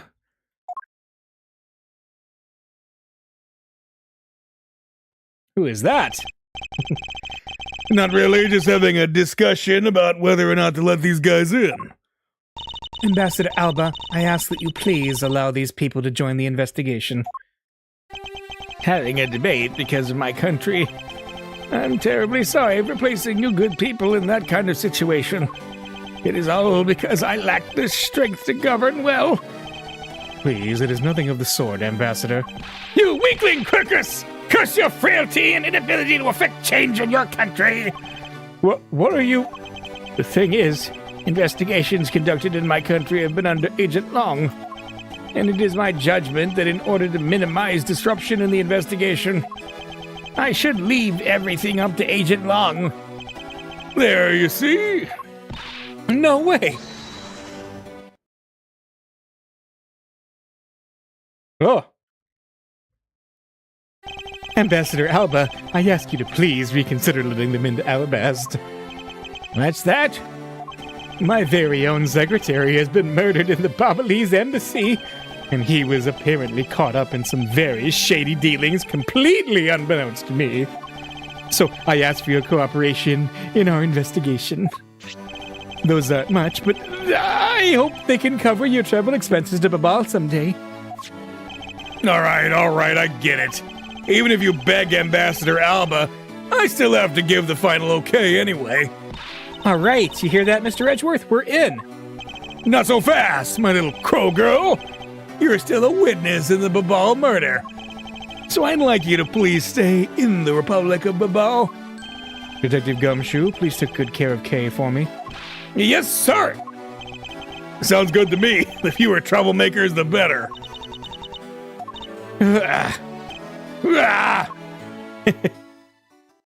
They both just made noises. I like it. Hey, Mr. Edgeworth. Yes? So, I wanted to ask you for a while now, but that lady over there, is she who I think she is? Oh, that's right. I didn't introduce the two of you yet. Franziska von Karma, prosecutorial prodigy. It's nice to see you again. Oh, I knew it! You're the whip lady! You may address me as Miss von Karma.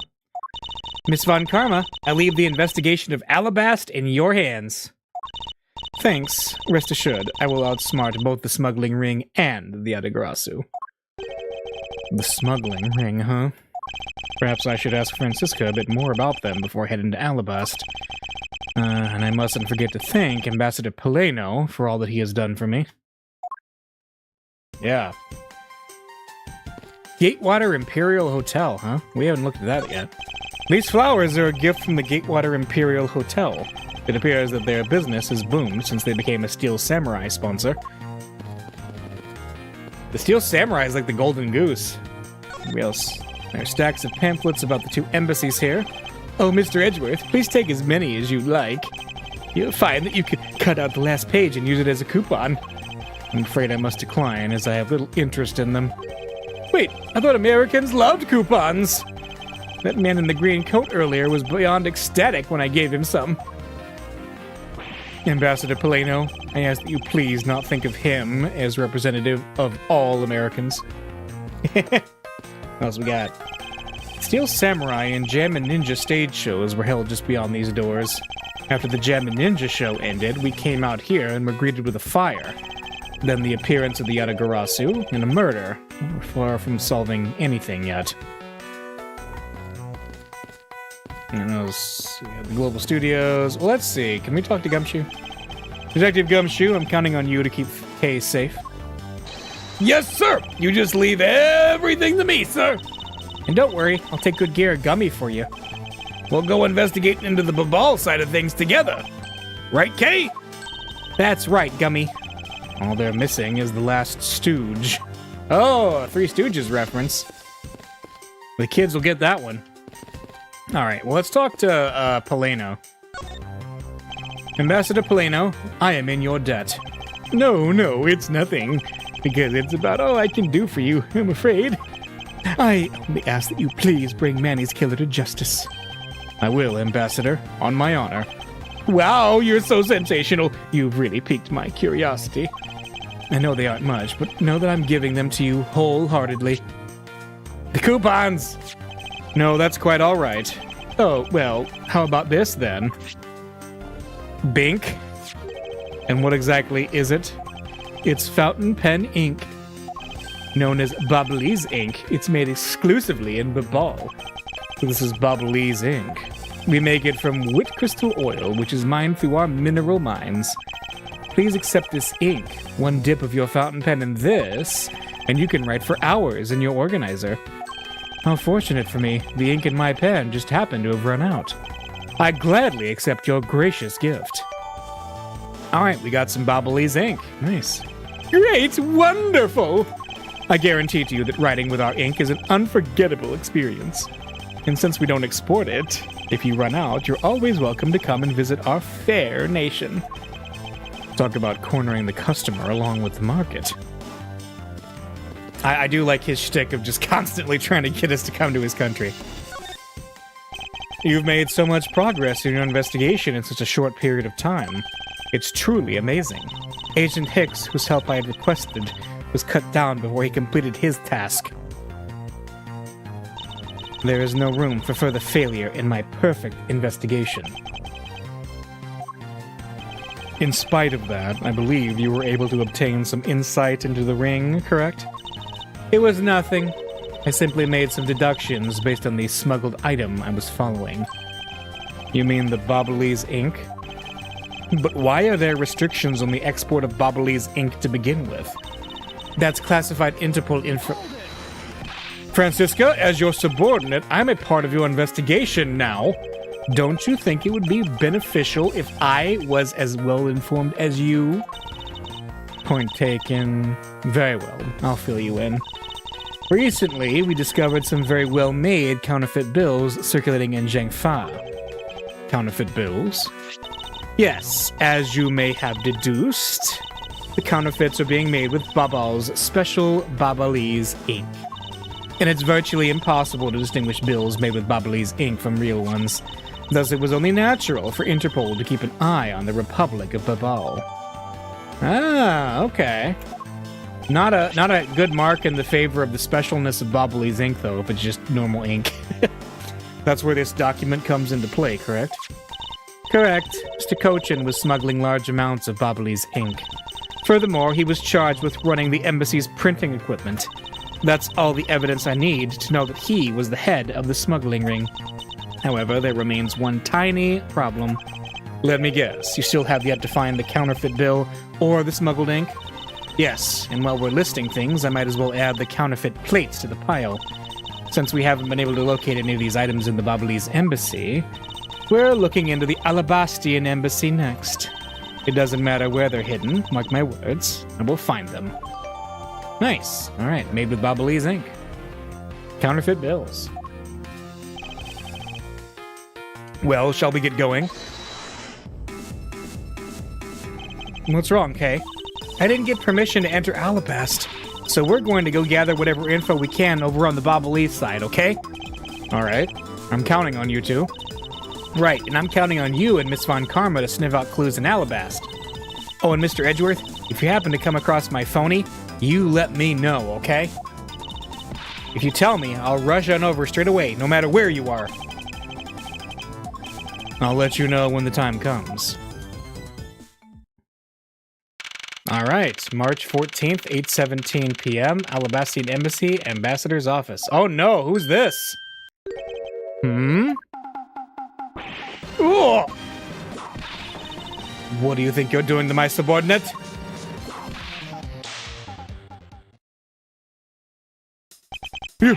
You're... Edgy! Oh, thank the heavens you're here! I'm in a really, really big pickle, your lordship.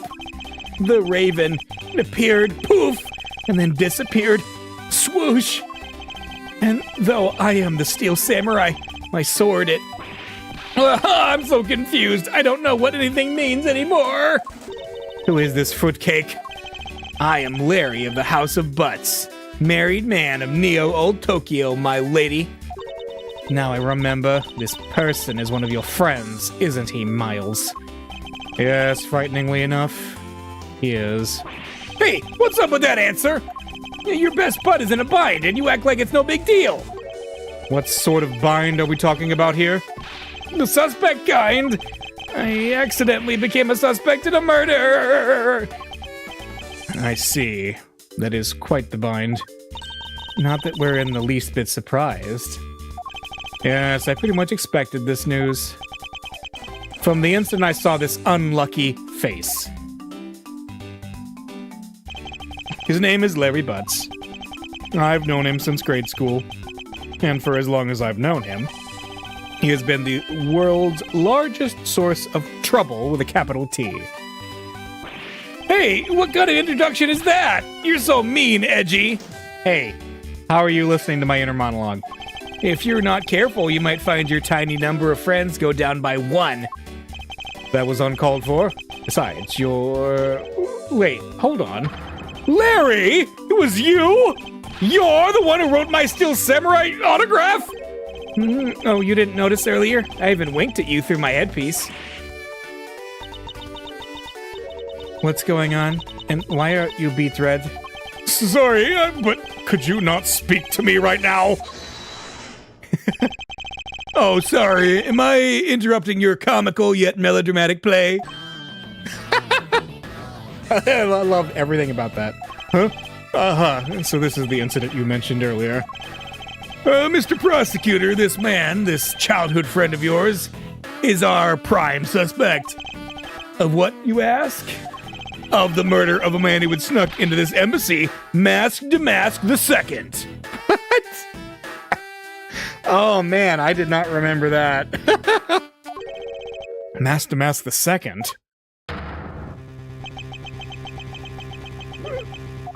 Only Larry could get himself into yet another mess as fine as this. But no matter what the facts seem to say, Larry is not the type to commit murder. Never meet your heroes, you're right. Still, it's a rather daunting stroke of misfortune I've struck. I have to prove that Larry Butts is innocent of all wrongdoing. Shifu, we've identified the victim. Good work! I'll take that report now. Agent Long, would you mind if I took a peek at it as well? What did I tell you earlier, Mr. Prosecutor? Don't get in my way. There's only enough flesh here to feed one wolf, and that one is me. So, no, you may not take a peek. But Agent Long... Hey, look who it is. Agent Long, will you allow an investigator such as myself to take a look? Ah, yes, of course. You, let the detective see the file. You're Detective Bad. You're the prosecutor, Mr. Edgeworth, right? Fancy meeting you here, Detective. You weren't expecting me. Ever since that day 7 years ago, I've chased after the Yatagarasu non-stop. I even pressured Interpol into keeping me in the loop in case a card was ever found. What incredibly dedication to the case. Detective Bad knows the Yatagarasu's MO very well, and his passion for the chase hasn't died down in these 7 long years. It's something I can respect. But Detective Bad, I must ask, are you going to make an ally out of this prosecutor? My only goal is to arrest the Yatagarasu. If he can get to the bottom of this case, then I'm willing to share info with him. I am in your debt, Detective Bad. Hey, Detective Bad, you want to see my badge? Detective Bad, I'm wondering if you might be able to tell me something about this. Sorry, but I don't give a hoot about things that aren't related to the Yatagarasu. Heh, it looks like nothing about you has changed in these 7 years, huh?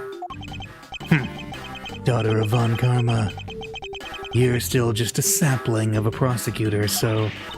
I'll have you know that I've already grown into a stately tree of a prosecutor. Is that right? Is he just toying with Francisca? He seems to be enjoying this quite a bit. You want to talk about the key? Detective Bad, this is something you absolutely need to see. What is that doing here? I've been looking for that for 7 long years. Never in my wildest dreams did I imagine this turn of events.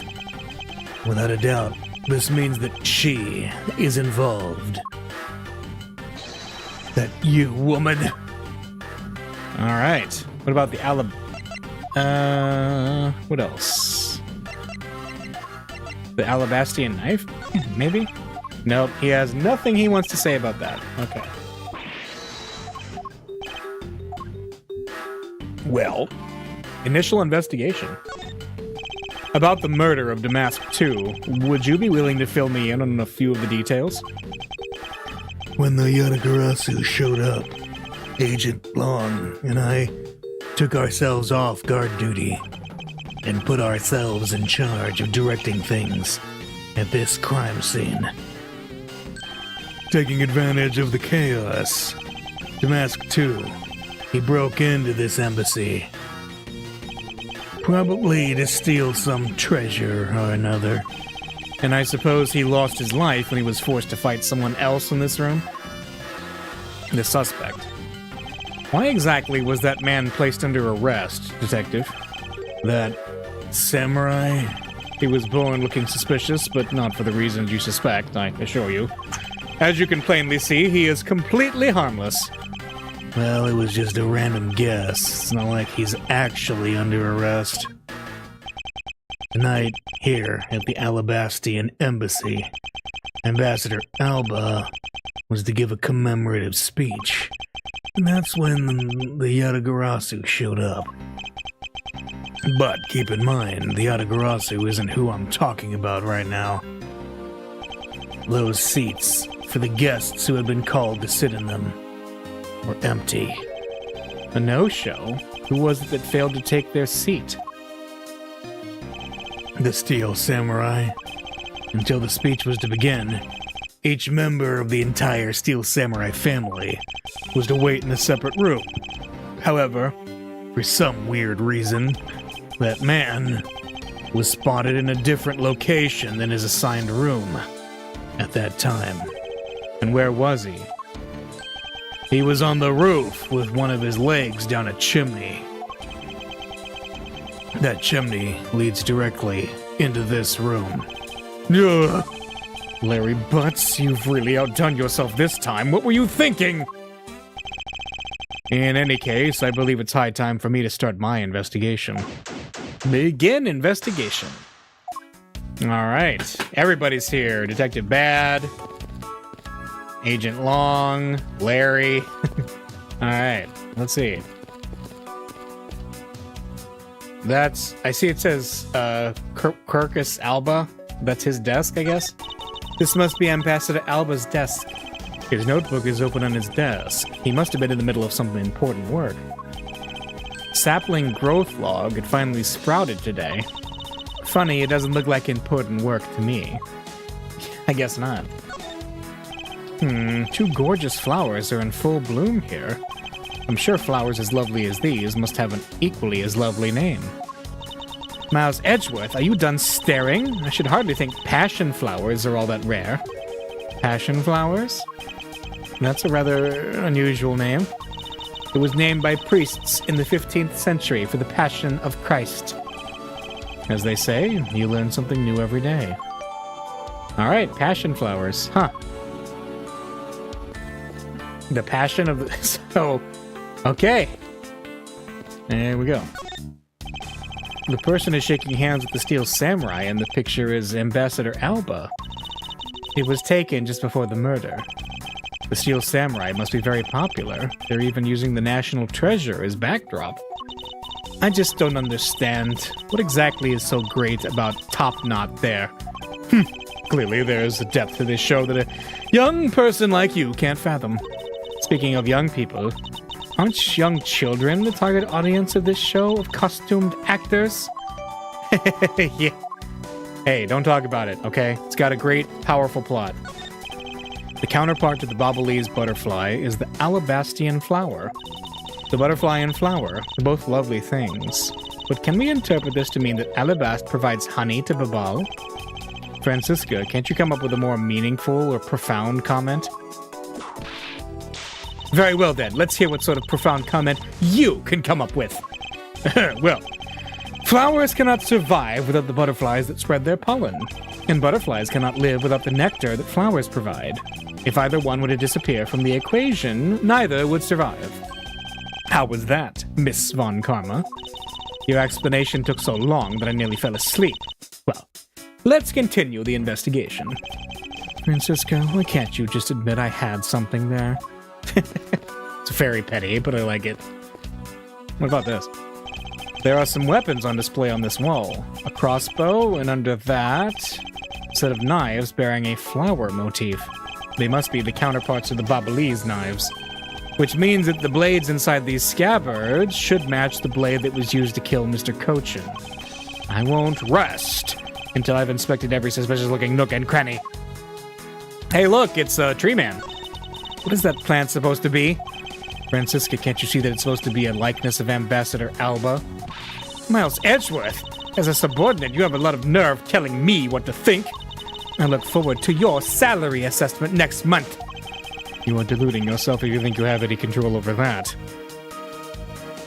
Yeah, that's horrifying. But anyway, what do we got here? It's the Steel Samurai's primary weapon, the Samurai Spear. Isn't it awesome? I totally fell for this thing. It's sleek and shiny, just like my heart. If it comes at you like whoosh, when you hold it, you just want to live like bam. You do well to watch what you say, Larry. Although it is just as Larry says, the spear is quite the symbol of valor. However, speaking of spears, aren't you supposed to use them by thrusting the point straight into your opponent? I'm not entirely convinced this spear is up to the task. What's wrong, Edgy? You're just staring off into the distance. Oh, I get it. Tell you what, I'll tell the studio to make you one, okay? But this one's mine. Did I say anything about wanting one? Maybe I can shut him up if I show him the piece of evidence. It will point something out about this spear. It's bent? Let's see. Do we have a steel set? Yeah, it's... there. Larry, about this spear. Oh, are you feeling it? Bam! I thought there was something strange about this spear. Tell me, Larry, is it just me, or is the spear a bit bent? What? No way! It's exactly as it should be, yo! I have here the autograph you wrote for me earlier. Now take a good look at this, which you drew with your own hands. You can see that the spear is clearly of a different shape. Ah! What do you have to say to that? I'm sorry! When I hold the spear in my hands, all of a sudden I feel super powerful. And then during practice, I was spinning it around and around, and bam, it hit the wall! You unbelievable. This is an embassy! But I've always been like that ever since I was a kid. One time on an overnight field trip, I bought a fake sword and played with it late that night. I'm just a useless, hot-blooded man! Larry, clarify that for me, will you? Okay, so it was some field trip and I began a shadow fight with myself? Not that! I meant what you said earlier about spinning the spear and hitting the wall. Oh, that! It's no biggie. Not like I left a hole or anything. That's not why I'm asking, Larry. The samurai spear is made of metal. I somehow doubt that a move as simple as spinning it around would cause it to bend. Man, Edgy, you're so naive. What? Where did that come from? Well, you keep calling it the samurai spear, but it's not real. You can't really fight someone with it, because it's hollow on the inside. You could hit it against practically anything and it would bend. Is that so? Don't tell me you thought it was real. Oh, but don't take it the wrong way. I just think that part of your personality is pretty cute. I see. Your friendship truly is something special, Miles Edgeworth. Ugh, that's not friendship, it's utter humiliation. The samurai spear data. All right. Edgeworth really wants to believe. I love it. All right. Well, that's interesting. But what about the Primido statue? I can spot absolutely no difference between this statue and the balls. Statue's face looks a bit like that costumed hero you like so very much. I only wonder why you Americans have such an affinity for this kind of face. The statue wasn't made by an American, you know. At least I don't suppose so. Maybe not. Maybe it was. Why is there a weapon on display in a place like this? I wonder why there are no whips on display here. Knives adorned with flowers are on display here. I suspect that these are the counterparts of the Ablaze knives. The blades of these knives should match the blade of the knife that killed Mr. Cochin. One of the knives is missing its blade. Let's see if the two pieces, the blade and handle, fit each other. It would appear that they fit together quite well, almost seamlessly. Then this means that an Alabastian knife did find its way into Babal. But how? That's a good question, but we've confirmed it now. Alright. We could talk to Larry, we could not leave. What about this? There was the exact same statue sitting in that Babalese office we examined. It's the Primidu statue. It was the national treasure of the Principality of Cadopia. There was only one of these statues, meaning that one of the two is a replica. But both Alabast and Babal claim to have the real thing. What an incredibly childish fight to have. Yeah. I won't rest until I've inspected every suspicious-looking nook and cranny. I can deduce something? Really? Like what? Anyway, let's see. There was almost the exact same wall mount for the knives on the Ablaze side, but I can't see any of the details from this distance. Right? And then what about? It's a Primitive statue. There was one of these on the Ablaze side as well. I hear it's very valuable and made of pure gold. It was the national treasure of Cadopia. There was only one of these statues, meaning that one of the two is a replica. You said that already, but both Alabast and Mabal claim to have the real thing and won't budge from their claim. What an incredibly childish fight to have. We just had the same dialogue, even though that was new dialogue. Okay. The counterpart of the Ablaze butterfly is the Alabastian flower.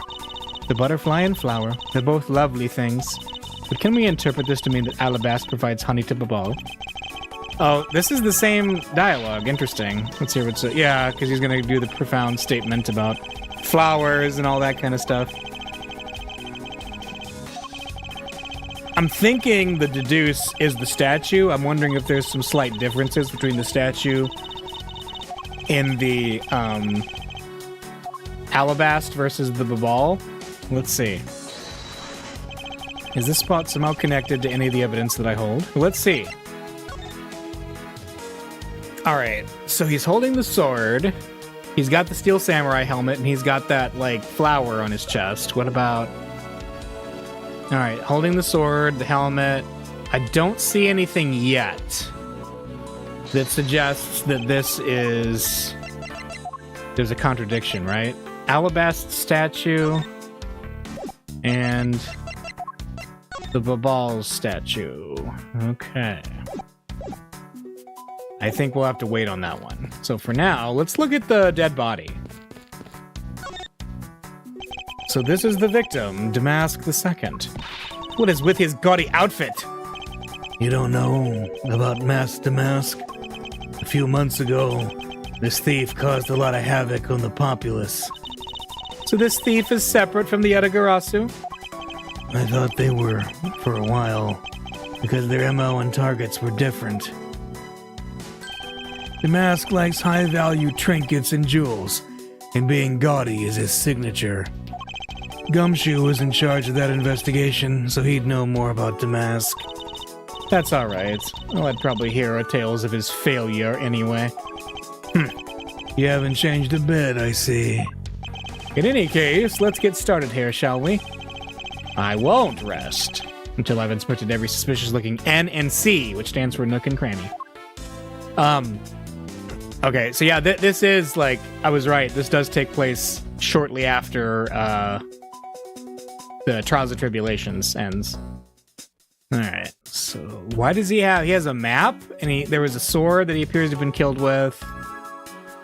And he's got his very Japanese thief knapsack thing there.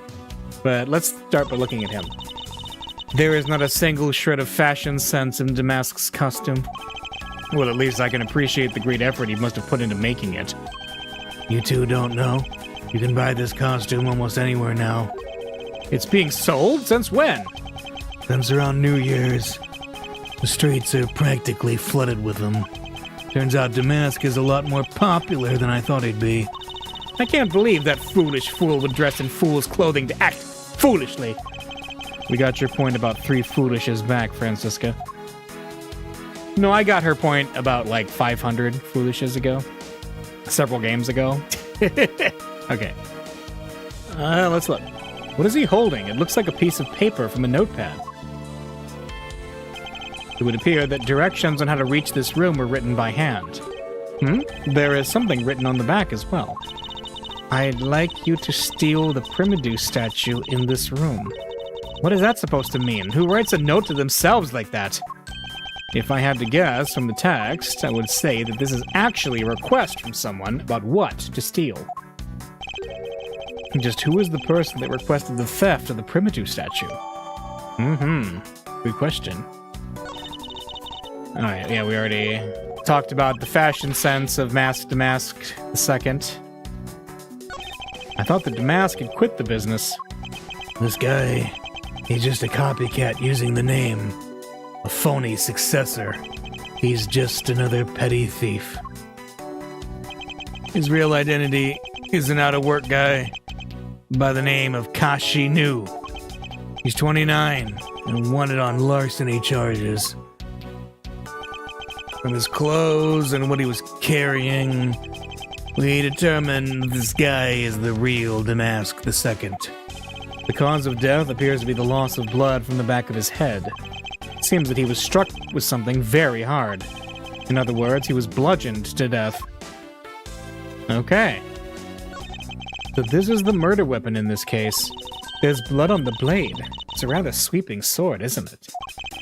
What did you expect? It's Steel Samurai Daddy's secondary weapon.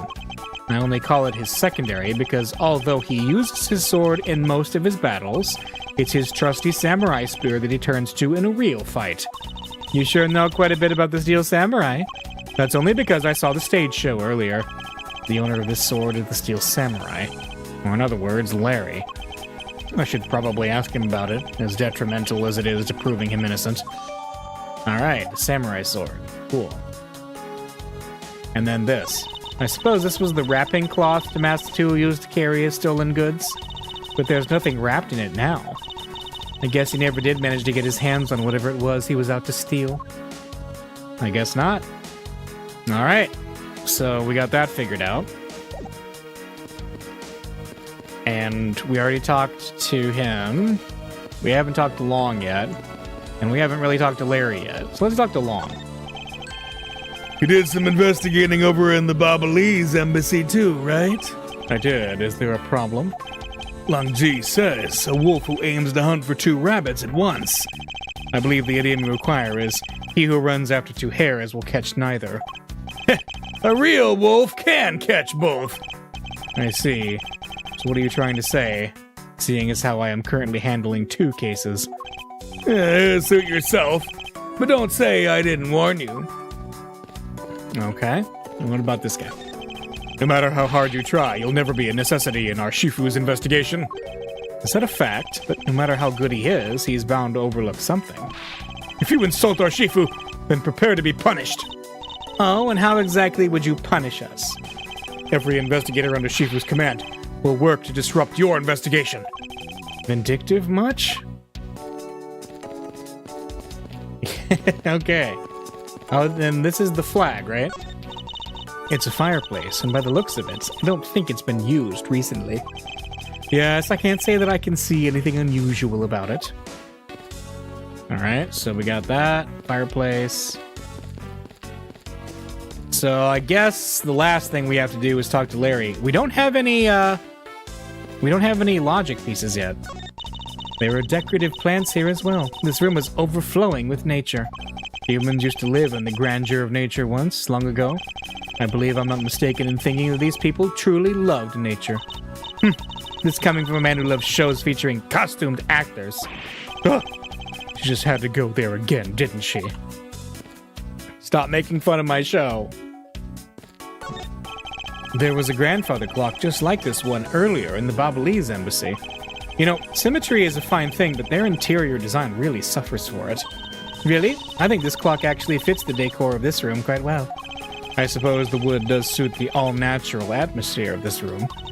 Its design and the material it's made of strikes a good balance with the plants. Hey, you two! Now's not the time to be talking about interior decorating, you know. Hurry up and save me! Be quiet. This is all a part of my elite investigation. All you need to do is to be quiet and watch. Actually, I do believe Larry has a point for once. Larry's right? Oh no.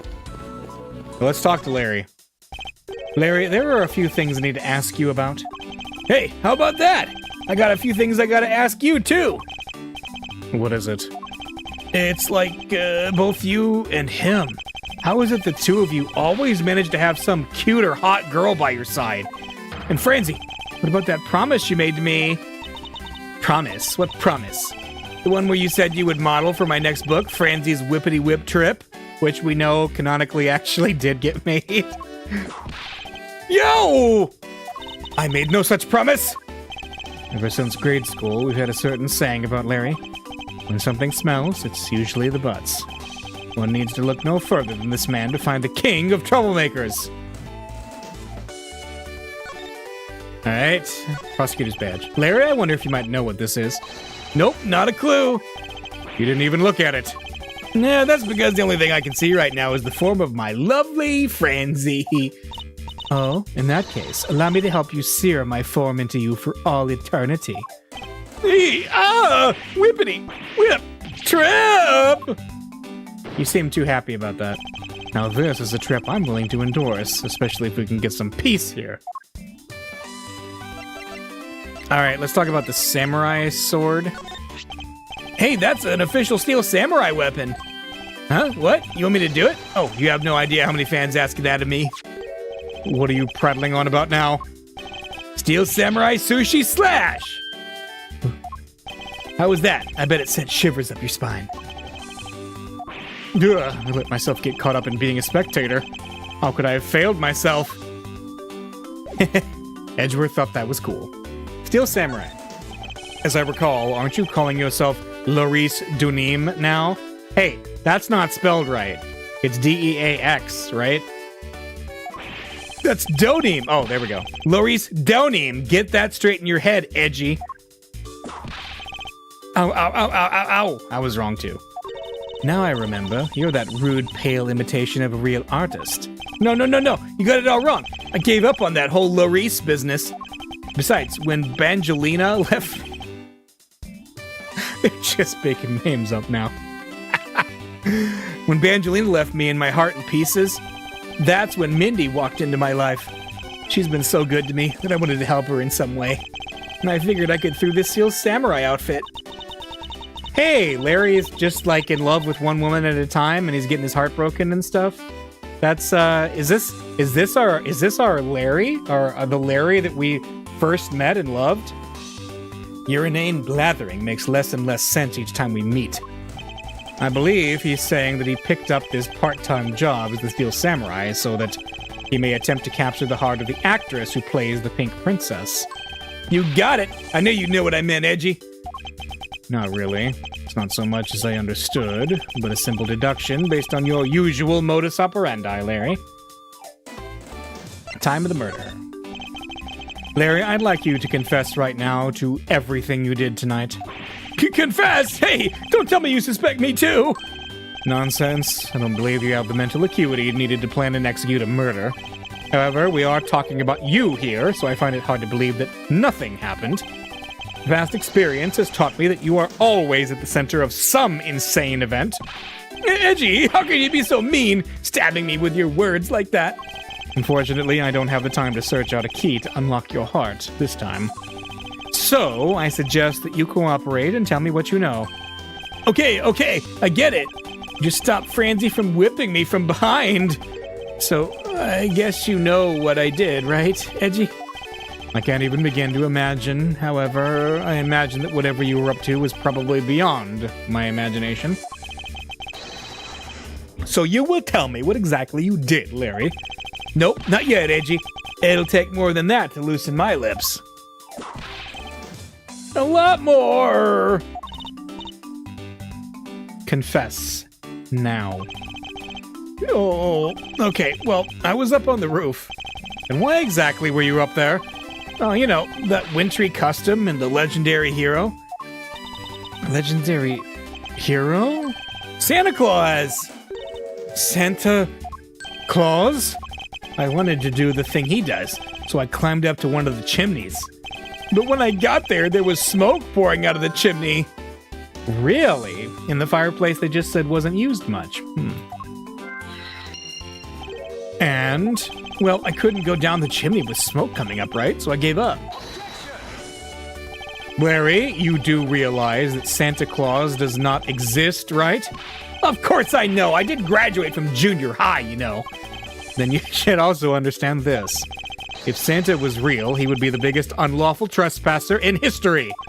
Aw, crud! It is your attempt to imitate Santa that has landed you as prime suspect in this murder. Come on, man. What's so wrong with pretending to be Santa? Let's start with the fact that it will be the Ides of March in a matter of hours. Santa only visits homes on December 24th. That's in December, you nitwit! WTF, Edge, we're spoilers. Yeah, really. No! Hey, wait a sec. We're not in court. Yeah, I like it. Wait a minute. December 24th, was Edgeworth trying to say that it was almost Christmas? Murder weapon. Larry, about the samurai sword that was used as the murder weapon. Oh, that. Well, I shook hands with the ambassador in this room, you know. Yes, apparently you did. And, well, I totally forgot about it and left it behind when I left afterwards. You want to talk about shock? I was the most shocked of all when I heard it killed someone. Shocked! Foolish fool, looking especially foolish for foolishly stating such a foolish excuse. You forgot to take something that big with you? Who would believe such a tale? Sorry, Miss Von Karma, but I believe him. Because if anyone could forget something like that, it would be Larry. Reggie, you believe me? I just knew that our friendship is something special. Anyway, even if Larry had simply forgotten the sword and left it behind, that in no way clears his name. Which means that I will have to prove his innocence from a different angle. Alright, what else do we have to present that might get him to talk more? Maybe the spear? Hey, that's an official steel samurai weapon. Oh, that's the one he's doing the sushi slash. Okay. The photo. Oh, hey, it's the steel samurai. I want you to answer this for me, Larry, and depending on the answer, I may let you live. The steel samurai that was up there on that stage. Was that really you? Yep, sure was. Larry! You! Steel samurai sushi slash. Ugh! I was moved by the performance of this man. This completely useless, worthless bum. I fear I may never recover from this.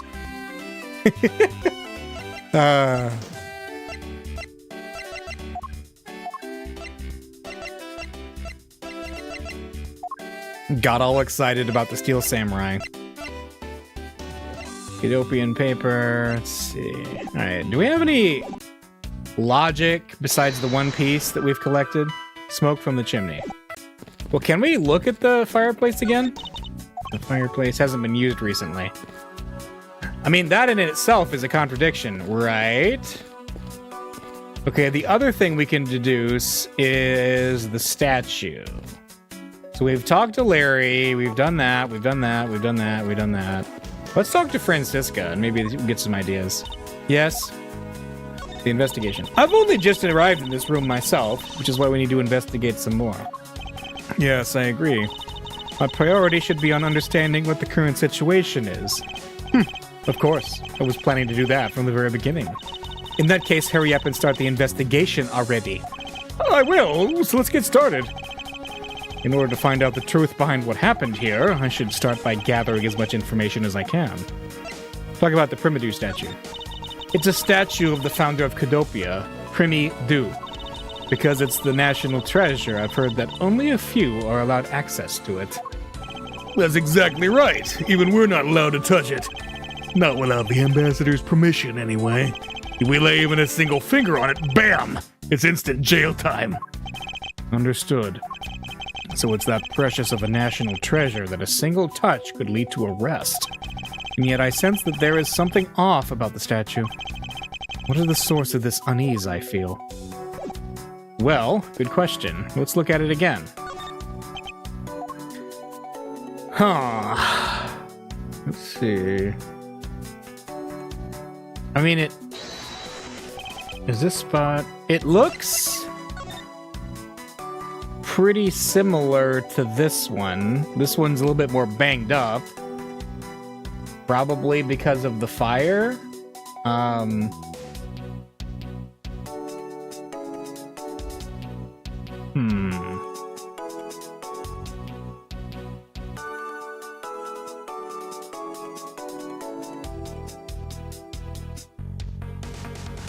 I'm trying to see. So there's that, right? And then there's this.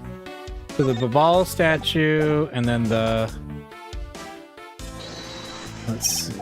What? There's not a picture of it in here, right? No. Okay. Like, I don't have a... Wait. Hang on. So there it is in the picture with the Steel Samurai. Oh! Oh! It's facing the wrong way, isn't it? Look at that. Because in the picture with Alba and the Steel Samurai, he's looking at the knives. But in this one, he's looking this way. So we have a problem here. But yeah, photo with Steel Samurai.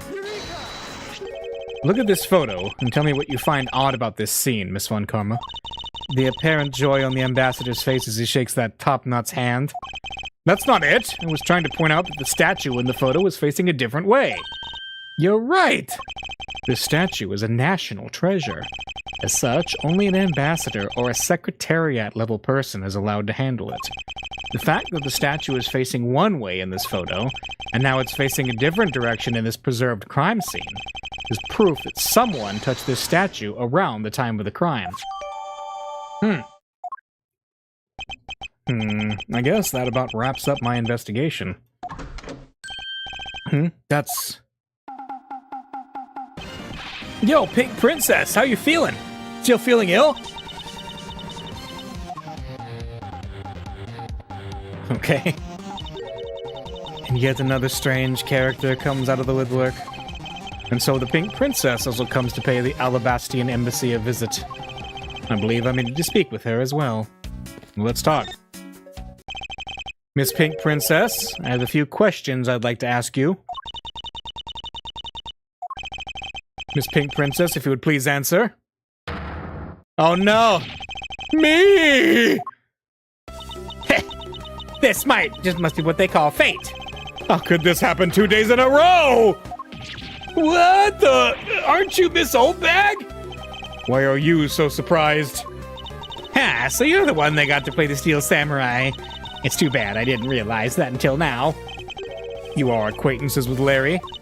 Why, yes, we worked at the same company for a little while, you know. That's why it's okay, my edgy poo. You don't need to be jealous. No! I was in the next room, you know, trying to get in some beauty sleep. But it was so noisy here that I couldn't fall asleep, so I came over to complain. So imagine my shock when I saw my precious edgy poo waiting for me here. I mean, who could have imagined that you would ever come to a show like this? I guess I misjudged you, edgy poo. You misjudged him? I thought he was trying to avoid me, you know.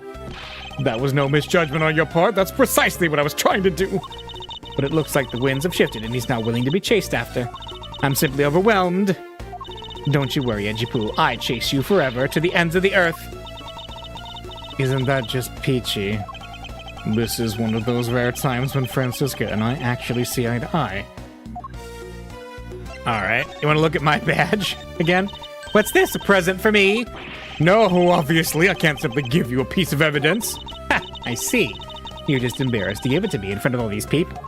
But don't worry, I can wait. A present of love from my edgy poo is beyond worth it. Ugh. What a bother. If you only knew how much, Francisca. Alright. Well, let's talk first. Pink Princess. Now then, what are you doing here? I thought you were working at Gatewater Land as the Pink Badger. What are you talking about? That was ages ago. That was yesterday! Look, I worked at Global Studios before, a long time ago, right? Well, they called me up this morning, kind of out of the blue, actually.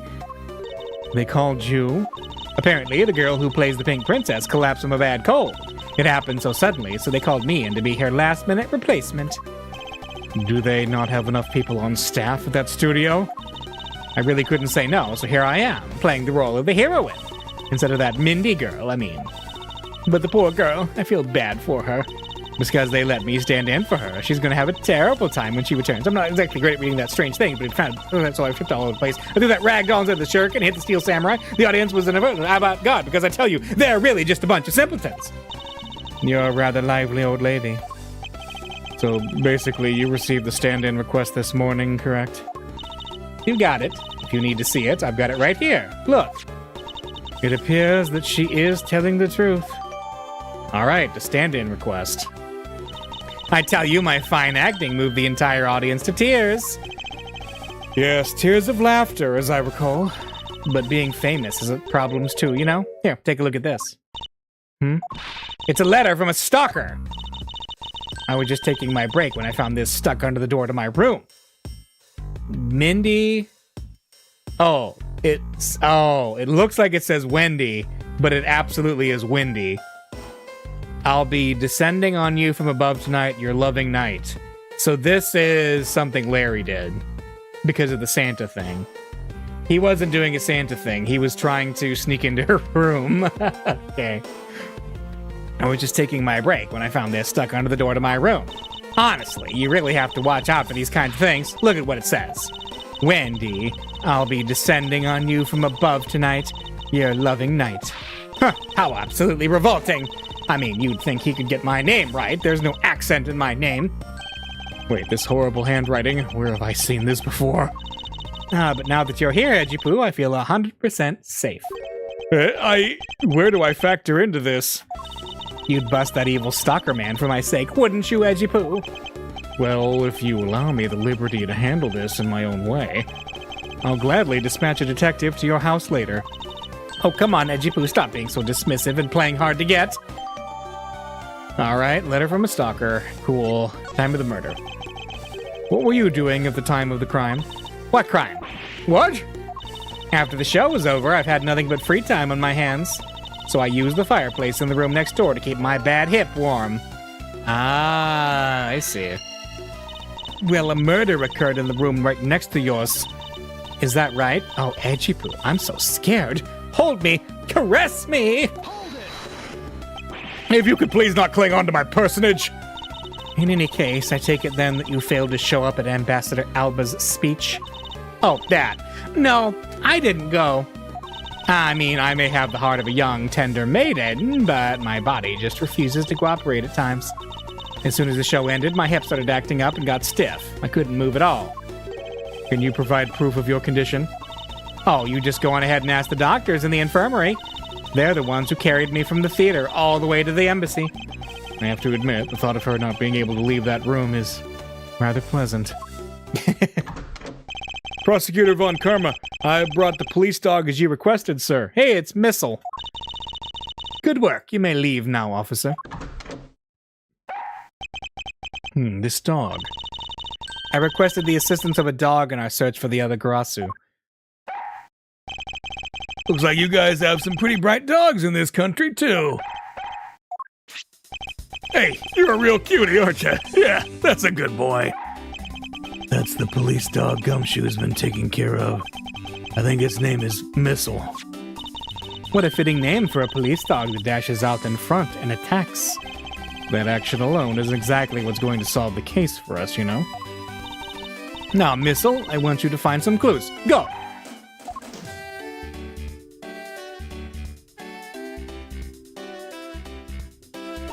Good dog. You really are quite bright, aren't you? Unlike a certain someone I know. Now, what do we have here? What is this? It looks like a small hot dog, but... Wait, Francisca, isn't that an official samurai dog? No. Ah, no, bad Missile! He ate it. I wonder if it's alright for him to eat that. It's just a meat substance snack featuring the Steel Samurai. I'm sure he'll be fine. That's quite a bit of information you gathered there in a single quick glance. We should really be focusing on why there was a samurai dog there in the first place. It looks like that snack wasn't all Missile found. Oh, and what do we have here? It appears to be a lady's undershirt. I wonder if Ambassador Alba might have an interest in cross-dressing. What? I somehow doubt that. It doesn't look like the shirt would even fit him. A samurai dog and a lady's undershirt. What are these two items doing in a room like this? Given the circumstances, the lady's undershirt could only belong to one person. I suppose I should get this over with and ask the owner of said undershirt about it. Okay. Francisca, why did your mind immediately go to cross-dress? What? What? He was a much bigger help than I thought he would be. Yes, however, there are a few aspects I don't understand about what he found. In that case, you should keep on investigating until you do understand. Now, my subordinate, continue with the investigation. All right, I will. Is it with great dread that I proceed and do what I must to solve the case? So it's your shirt and it's your hot dog, right? So let's talk to you first. All right, ladies' undershirt. If you could please take a look at this brown-colored undershirt. Oh, Edgy Poo, what is the meaning of this? Huh? Why did you steal that thing from my bags? All you had to do was ask, and I would have gladly given you as many as you'd like. No, thanks, but no thanks. This shirt was found here at this crime scene. What? Come now, why don't you just confess and explain what it's doing here? I know nothing. Nothing, I tell you. What? Oh, I admit that I used the fireplace to dry that shirt, but I can't really help the fact that I had to, you know? Wearing that pink princess costume was like being in a sauna. And on top of that, I get fingered as a suspect. You're too cruel, Edgy Poo. Are you claiming that you never once set foot inside this room? Of course I am. If I had been the one to find the body, do you think I'd be as calm and relaxed as I am? I tell you, it's always like this. It's always my fault for one reason or another. Tabloid article missing, camera missing, lawyer, they're missing. Speaking of missing thing, we got married. He said, I guess I'm stuck marrying you. What kind of way to propose is that? Deserve you, but I can't help it. Will you marry me? Honestly, men these days. Well, I don't believe she's lying about her actions. Well, I can safely assume she really was drying her shirt by the fireplace on her break. And somehow the undershirt managed to move from the next room into this one. Yeah, how did that happen? I assume the samurai dog was also yours? Ah, that brilliant mind of yours. He really can see through everything about me. And so the feeling of dread continues, but I suppose I should ask for more details. Oh, it is hers. That samurai dog was yours, wasn't it? Oh, of course, I'm forever yours, my Edgy Poo. If you could just stick with what I asked you. Edgy, are you and Miss Oldbag? No! You really don't change, do you? When will you learn how to take a joke? Anyway, that samurai dog wasn't mine. Those things are a present from the studio to the embassy. A present? The studio bigwigs basically told us to play delivery boys. We were supposed to hand the dogs off to the embassy people and tell them hi. I had to pile them all into the pushcart just to move them all. Those studio guys should have delivered those things by themselves, right, Edgy? So did you deliver the samurai dog to the embassy staff as per your instructions? Hey, Edgy, don't just ignore me and my question. Aren't you going to stick up for me? About that. See, after the show, I went to rest a spell in the dressing room. Because of my bad hip, you know? And there they were. The samurai dogs were just sitting on the dressing room floor. I suppose you had to make preparations for distributing them after the show. Well, if by preparation you mean sampling them as well. Excuse me? Oh, I tried one and thought they were actually quite good. Sorry, but I just had to find out. I know it was silly of me to think this, but I figured that since they're for a kid's show, their taste is probably for kids too. But they were so good that I couldn't stop. Before I went back to my room, I just had to help myself to half a dozen or so boxes. What? As I sat there by the roaring fire, warming them and eating them, I thought, this is... what is it now? Oh, I know. I bet you want a box too, don't you, my Edgy Poo? Well, who am I to say no to you? But I'll only give you one. The rest are all for me. Alright, so we do have a box of them. Looks like the lesson for today is that when the Steel Samurai and the Pink Princess take off their masks, they transform into a pair of annoying troublemakers. Yep. Alright, we have some logic now. But how did her shirt and the dog get in there? Also, it's very funny that the dog found the dog, but, you know, not lost on me, game. Alright, so use the fireplace smoke, because, yeah, smoke was pouring out of the chimney when Larry thought to climb down it, and it was the fireplace. That's gotta be it. Larry did not know Oldbag was the Pink Princess. There is no trace of this room's fireplace being used. And your point is? Smoke was supposedly pouring out of the chimney connected to this fireplace. At least according to Larry. This is a contradiction of facts, is it not? Are you sure he wasn't just disoriented or something up on that roof? There is testimony from an investigator that puts Larry at this particular chimney. So no, I don't think it was a mistaken impression on Larry's part. On the other hand, the fireplace in the next room was being used at the time. Where do you suppose the smoke from that fireplace went? I see, so what you are proposing is this. The smoke that came out of the chimney was actually from Miss Oldbag's fire.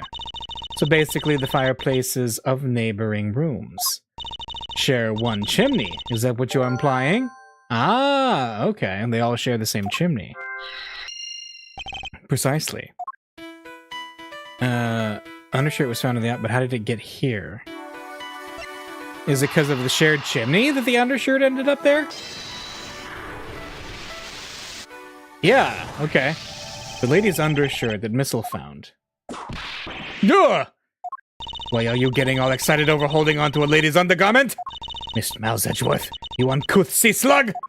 If you know the owner of said undershirt, then hurry up and return it to her already. You have it all wrong. This is evidence. And the owner of this piece of evidence was in the room next door. And yet, despite that, Missile found it in the fireplace of this room. This lady's undershirt. Are you seriously claiming that it somehow passed through a solid brick wall? Not quite. Fireplace in this room is connected to a chimney. The other fireplaces in the other room is also connected to the same chimney, leading us to the possibility that the two fireplaces are connected to each other. Perhaps a closer look at the back of the fireplace is in order. There is an X on the back of the wall of the fireplace. Let's see if I can't get a better look at it. Oh! What in the... The wall separating this room's fireplace from the next room's fireplace apparently turns. As I suspected, this fireplace does indeed connect this room to the neighboring room. The neighboring room? There appears to be nothing particular about the next room, but the fact that there is nothing special about the next room isn't what's important. It's the fact that there is a secret passageway through this room's fireplace. We now know that the fireplace connects the two rooms. But how exactly is that significant? You aren't going to suddenly name the old lady as Damask 2's killer now, are you? No, she couldn't move at all because of her stiff hip. So she could not have been the one. Unfortunately, I believe, that this fireplace has nothing whatsoever to do with Damask 2's murder. Interesting, though. It would appear that the answer has made itself known. You're making quite a confident face there, Mr. Prosecutor. Bring it on. I'm ready to counter any argument you may have. Very well, then. If you are prepared, I'll show you exactly where my deductions have led me. Good. I'm counting on you, Edgy. Leave it to me, Larry. My first attack will be to expose your lie for what it really is. My lie?! I know that there is still something you're keeping from the rest of us. What's wrong with you? Why is... You won't believe me no matter what I say, Edgy. Curse you! I should just hurry up and die already if that's how it's gonna be. I'll confess to every murder in the whole world and then kill myself. And throw everything into mass confusion! You made some wonderful friends as a child, I see. Larry, I have only one thing to say to you. Even if you make that face at me, it's no use. A man who's ready to die is strong-willed, you know. Larry, it doesn't matter what sort of harebrained trouble you've caused. I only ask that you do not lie to me. If you cause an innocent person to be judged unfairly because of some insipid lie, I will never forgive you. Edgy! Although, allow me to say that I consider you to be among the innocent in this case, and that I will draw the real killer out. You can trust me on this. All right, this time, I'll tell you the whole truth, okay? What happened, what didn't happen, the works. Just what happened will do. Now then, if you would please testify as to what you did up on the roof tonight. I have a feeling this is not going to be terribly hard to... Up on the rooftop. Click, click, click. After the show, I left the pushcart in the rose garden and came into the embassy. Then they took a picture of me shaking hands with the ambassador. After that, and until my next appearance, I had some free time, so I wandered around. And that's when I spotted the chimney.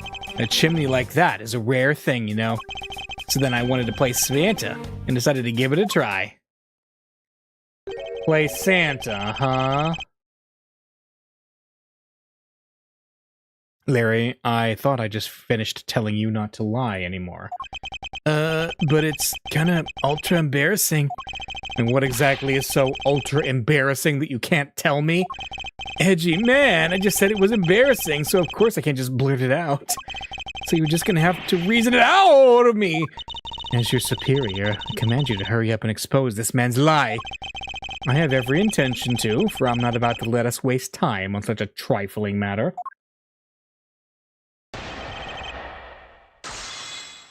Up on the rooftop. Here we go. After the show, I left the push cart. Okay. You left the push cart. Could you please clarify that statement for me? Yeah, so the wheels on the pushcart got covered in dirt from the rose garden. It would have made a mess of the floor inside, so Ambassador Alba said to just leave it. Well, it would be rather impolite to dirty another country's embassy. Come to think of it, I recall seeing the Pink Princess on my way into the embassy. And what was she doing? Nothing in particular, because she was being carried by some docs on a stretcher. She must have been incapacitated by the pain of her bad hip that she suffered during the show. So I came into the embassy, right? And then they took a picture of me shaking hands with the ambassador. So you shook hands with the ambassador of the Kingdom of Ablaze, did you? Yeah, can you believe it? I did something really cool for a change. But honestly speaking, there's nothing really interesting about shaking some guy's hand. Hey there, are you disrespecting another country and their very own embassy? As someone with roots in this country, I'm feeling nothing but incredible shame at this second. Agreed. I apologize for his inconsiderate words. Now, Larry, please continue. Hey, what is with all of you? You keep saying that kind of thing, and I'll tell you only lies. You're already telling us nothing but lies, so let it go and move on. All right, already. You don't need to glare at me like that, Edgy. After that, until my next appearance, I had some free time. Larry, I want you to listen very carefully and take this to heart. The whole point of your life is to cause misery and pain to everyone you encounter. I know! I get it. I'm totally the bad guy again. I thought you were his friend. Don't you think that was a bit harsh? Long G says, true friends are bosom friends. If you're in trouble, call on your bosom friend, whose shoulder you can truly cry on. Hey, bosom buddy. I hope you're listening carefully to my testimony. Has it crossed your pea-sized brain yet that Agent Long is only out to arrest you, Larry? Now then, you were wandering around inside the embassy, and then what happened? It's when I spotted the chimney. Okay. Yeah, what's this Santa thing? I should hardly think that chimneys are that rare. Agreed, especially since they are a traditional feature of American houses. Plus, many grand buildings have even larger and fancier chimneys. Yeah, but the kind of chimney I'm talking about is the really romantic type. A romantic chimney? It might sound kind of silly, but women seem to really enjoy them. I just had a good feeling about that chimney. Yes, women known to like chimneys. Wanted to play Santa, decided to give it a try. You suddenly wanted to play Santa? Well, actually, I dressed up as Santa once before already. That was down at Gourd Lake. Oh, I'd appreciate it if you wouldn't dredge up such unnecessary memories for me. It sounds like you guys share a lot of history. A perk to being childhood friends, huh? Besides, it's not a felony to dress up and play Santa, you know. Santa doesn't go around killing people after he comes down a family's chimney, after all. Actually, it is worth delving into whether or not playing Santa is a big deal. It is. Actually, I believe in the case of this man, playing Santa is actually quite a big deal. Are you saying that your buddy isn't exactly made of Santa-quality stuff? Precisely. You hit the nail on the head, Agent Long. Hey, Edgy, that's so incredibly mean! Tell me something, Larry. Did you know that Santa's job is to deliver presents to people all over the world? Of course I know that! I did graduate from junior high, you know. In that case, it's your turn to tell me something. I want you to tell me to whom you were delivering a present to. I was, delivering a present to a child, not basking in the warm glow of love. That must be the most elegant description of you I've ever heard, but a lie is still a lie. You sure know how to kick a guy when he's down, you know that. In any case, the person you wished to deliver a present to was most certainly this. It was the ex-security lady. I believe her real name is Wendy Old. I love that. Yeah, it was Old Bag because he thought she was the Pink Princess. Interesting taste you have there, Mr. Suspect. Don't spread lies about me. I totally didn't want to see Miss Oldbag so much that I tried to go down a chimney. Ow! I advise you to stop right there and your bashing of a lady. Well, I must admit that I myself hardly ever have the want to run into that lady. However, what if you were misinformed and under the wrong impression? Then what? Define wrong impression. I simply mean that the man before you thought to enter the old lady's room without knowing one very important fact.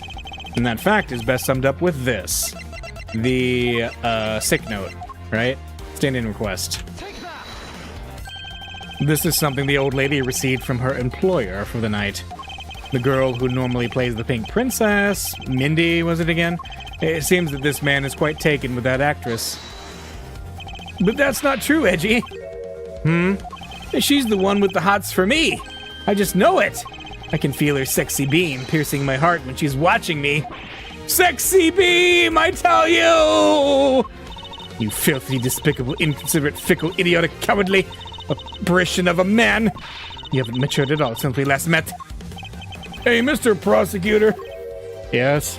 This guy, he's got bigger problems than just getting involved in murders, I take it. I suppose you could put it that way. Hey, what the heck, man? I don't get you guys at all. Why do you all have to make me out to be some sort of bad guy? To return to the original topic, I propose that at least this much has been made clear. Without any knowledge that Miss Mindy had fallen ill, Larry tried to make his way into the Pink Princess's room. That much we know for sure.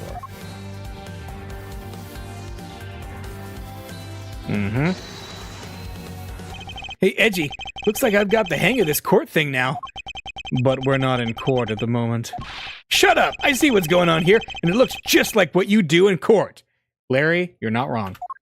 I guess old boy here still has something he'd like to say. Long G says, until the root of the tongue dries, one never knows the whole truth. He shouldn't form conclusions until everything is out in the open, which is why I'll listen. All right, then get ready to listen to me defeat Edgy in a battle of wits. Larry, have you forgotten that should I lose, your victory prize will be your arrest? Larry's assertion. So you think that all I wanted to do was to go visit Mindy? Well, I dressed up as Santa and climbed up to the chimney, but the smoke was really thick. I was a case of mistaken identity, and that mistake made me late for the speech. Then to top it all off, I became a suspect in a murder. That's what you really meant. But why would I ever put myself through so much humiliation on purpose?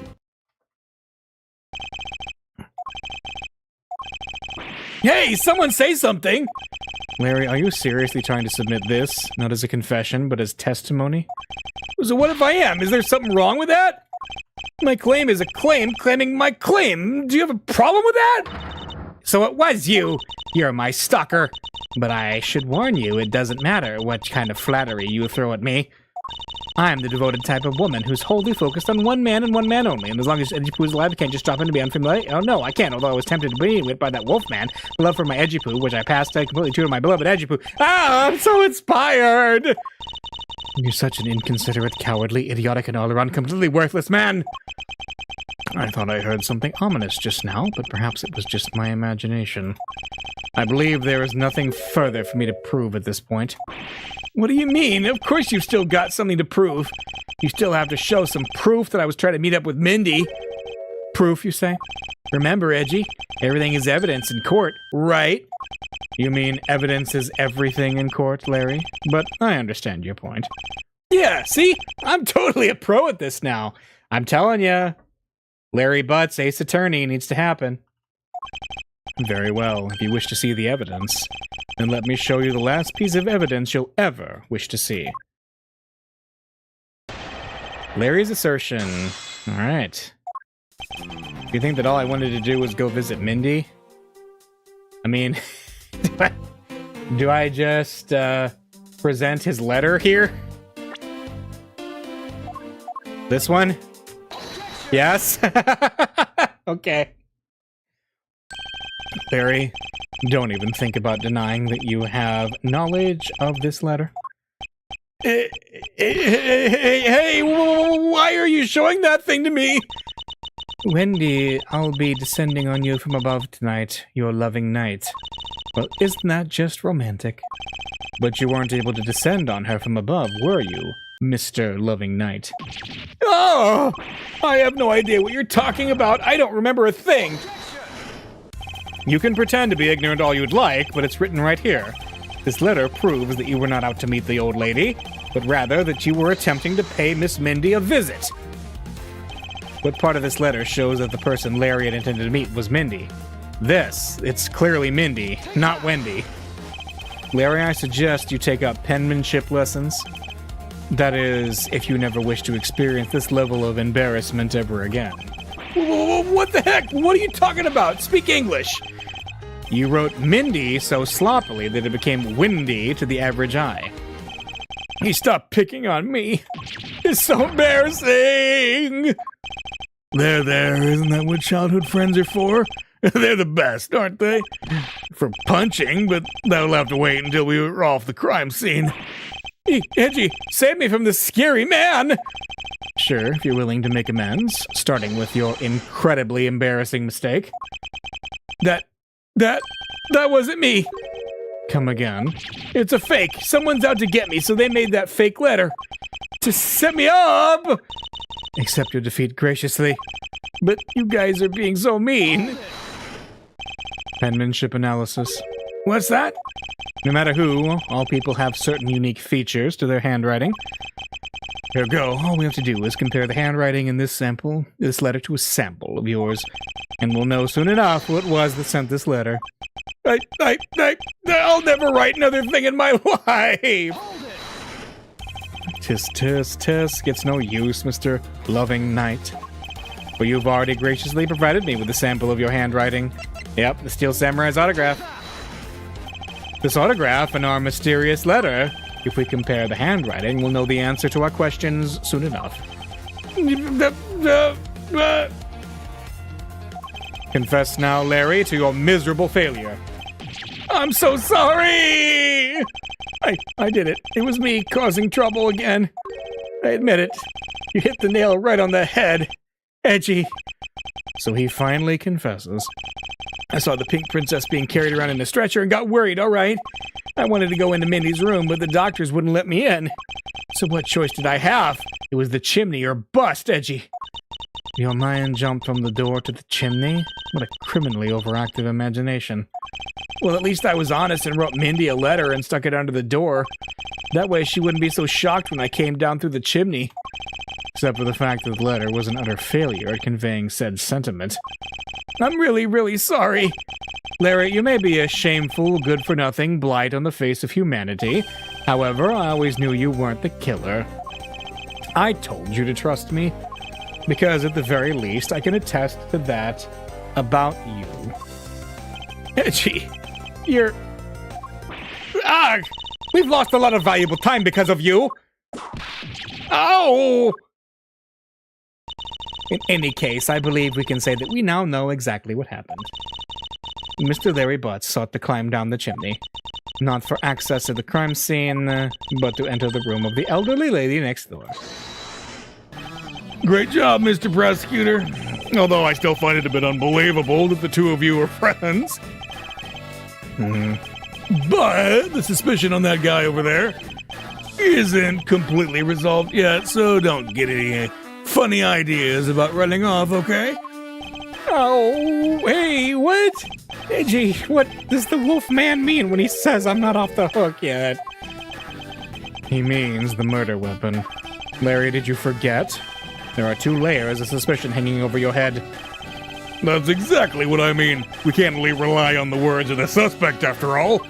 We may have figured out where he was and what he was doing all night, but the blood-stained samurai sword that was left at the crime scene, as long as there's no satisfactory explanation for that, this wolf will refuse to ease up on his bite.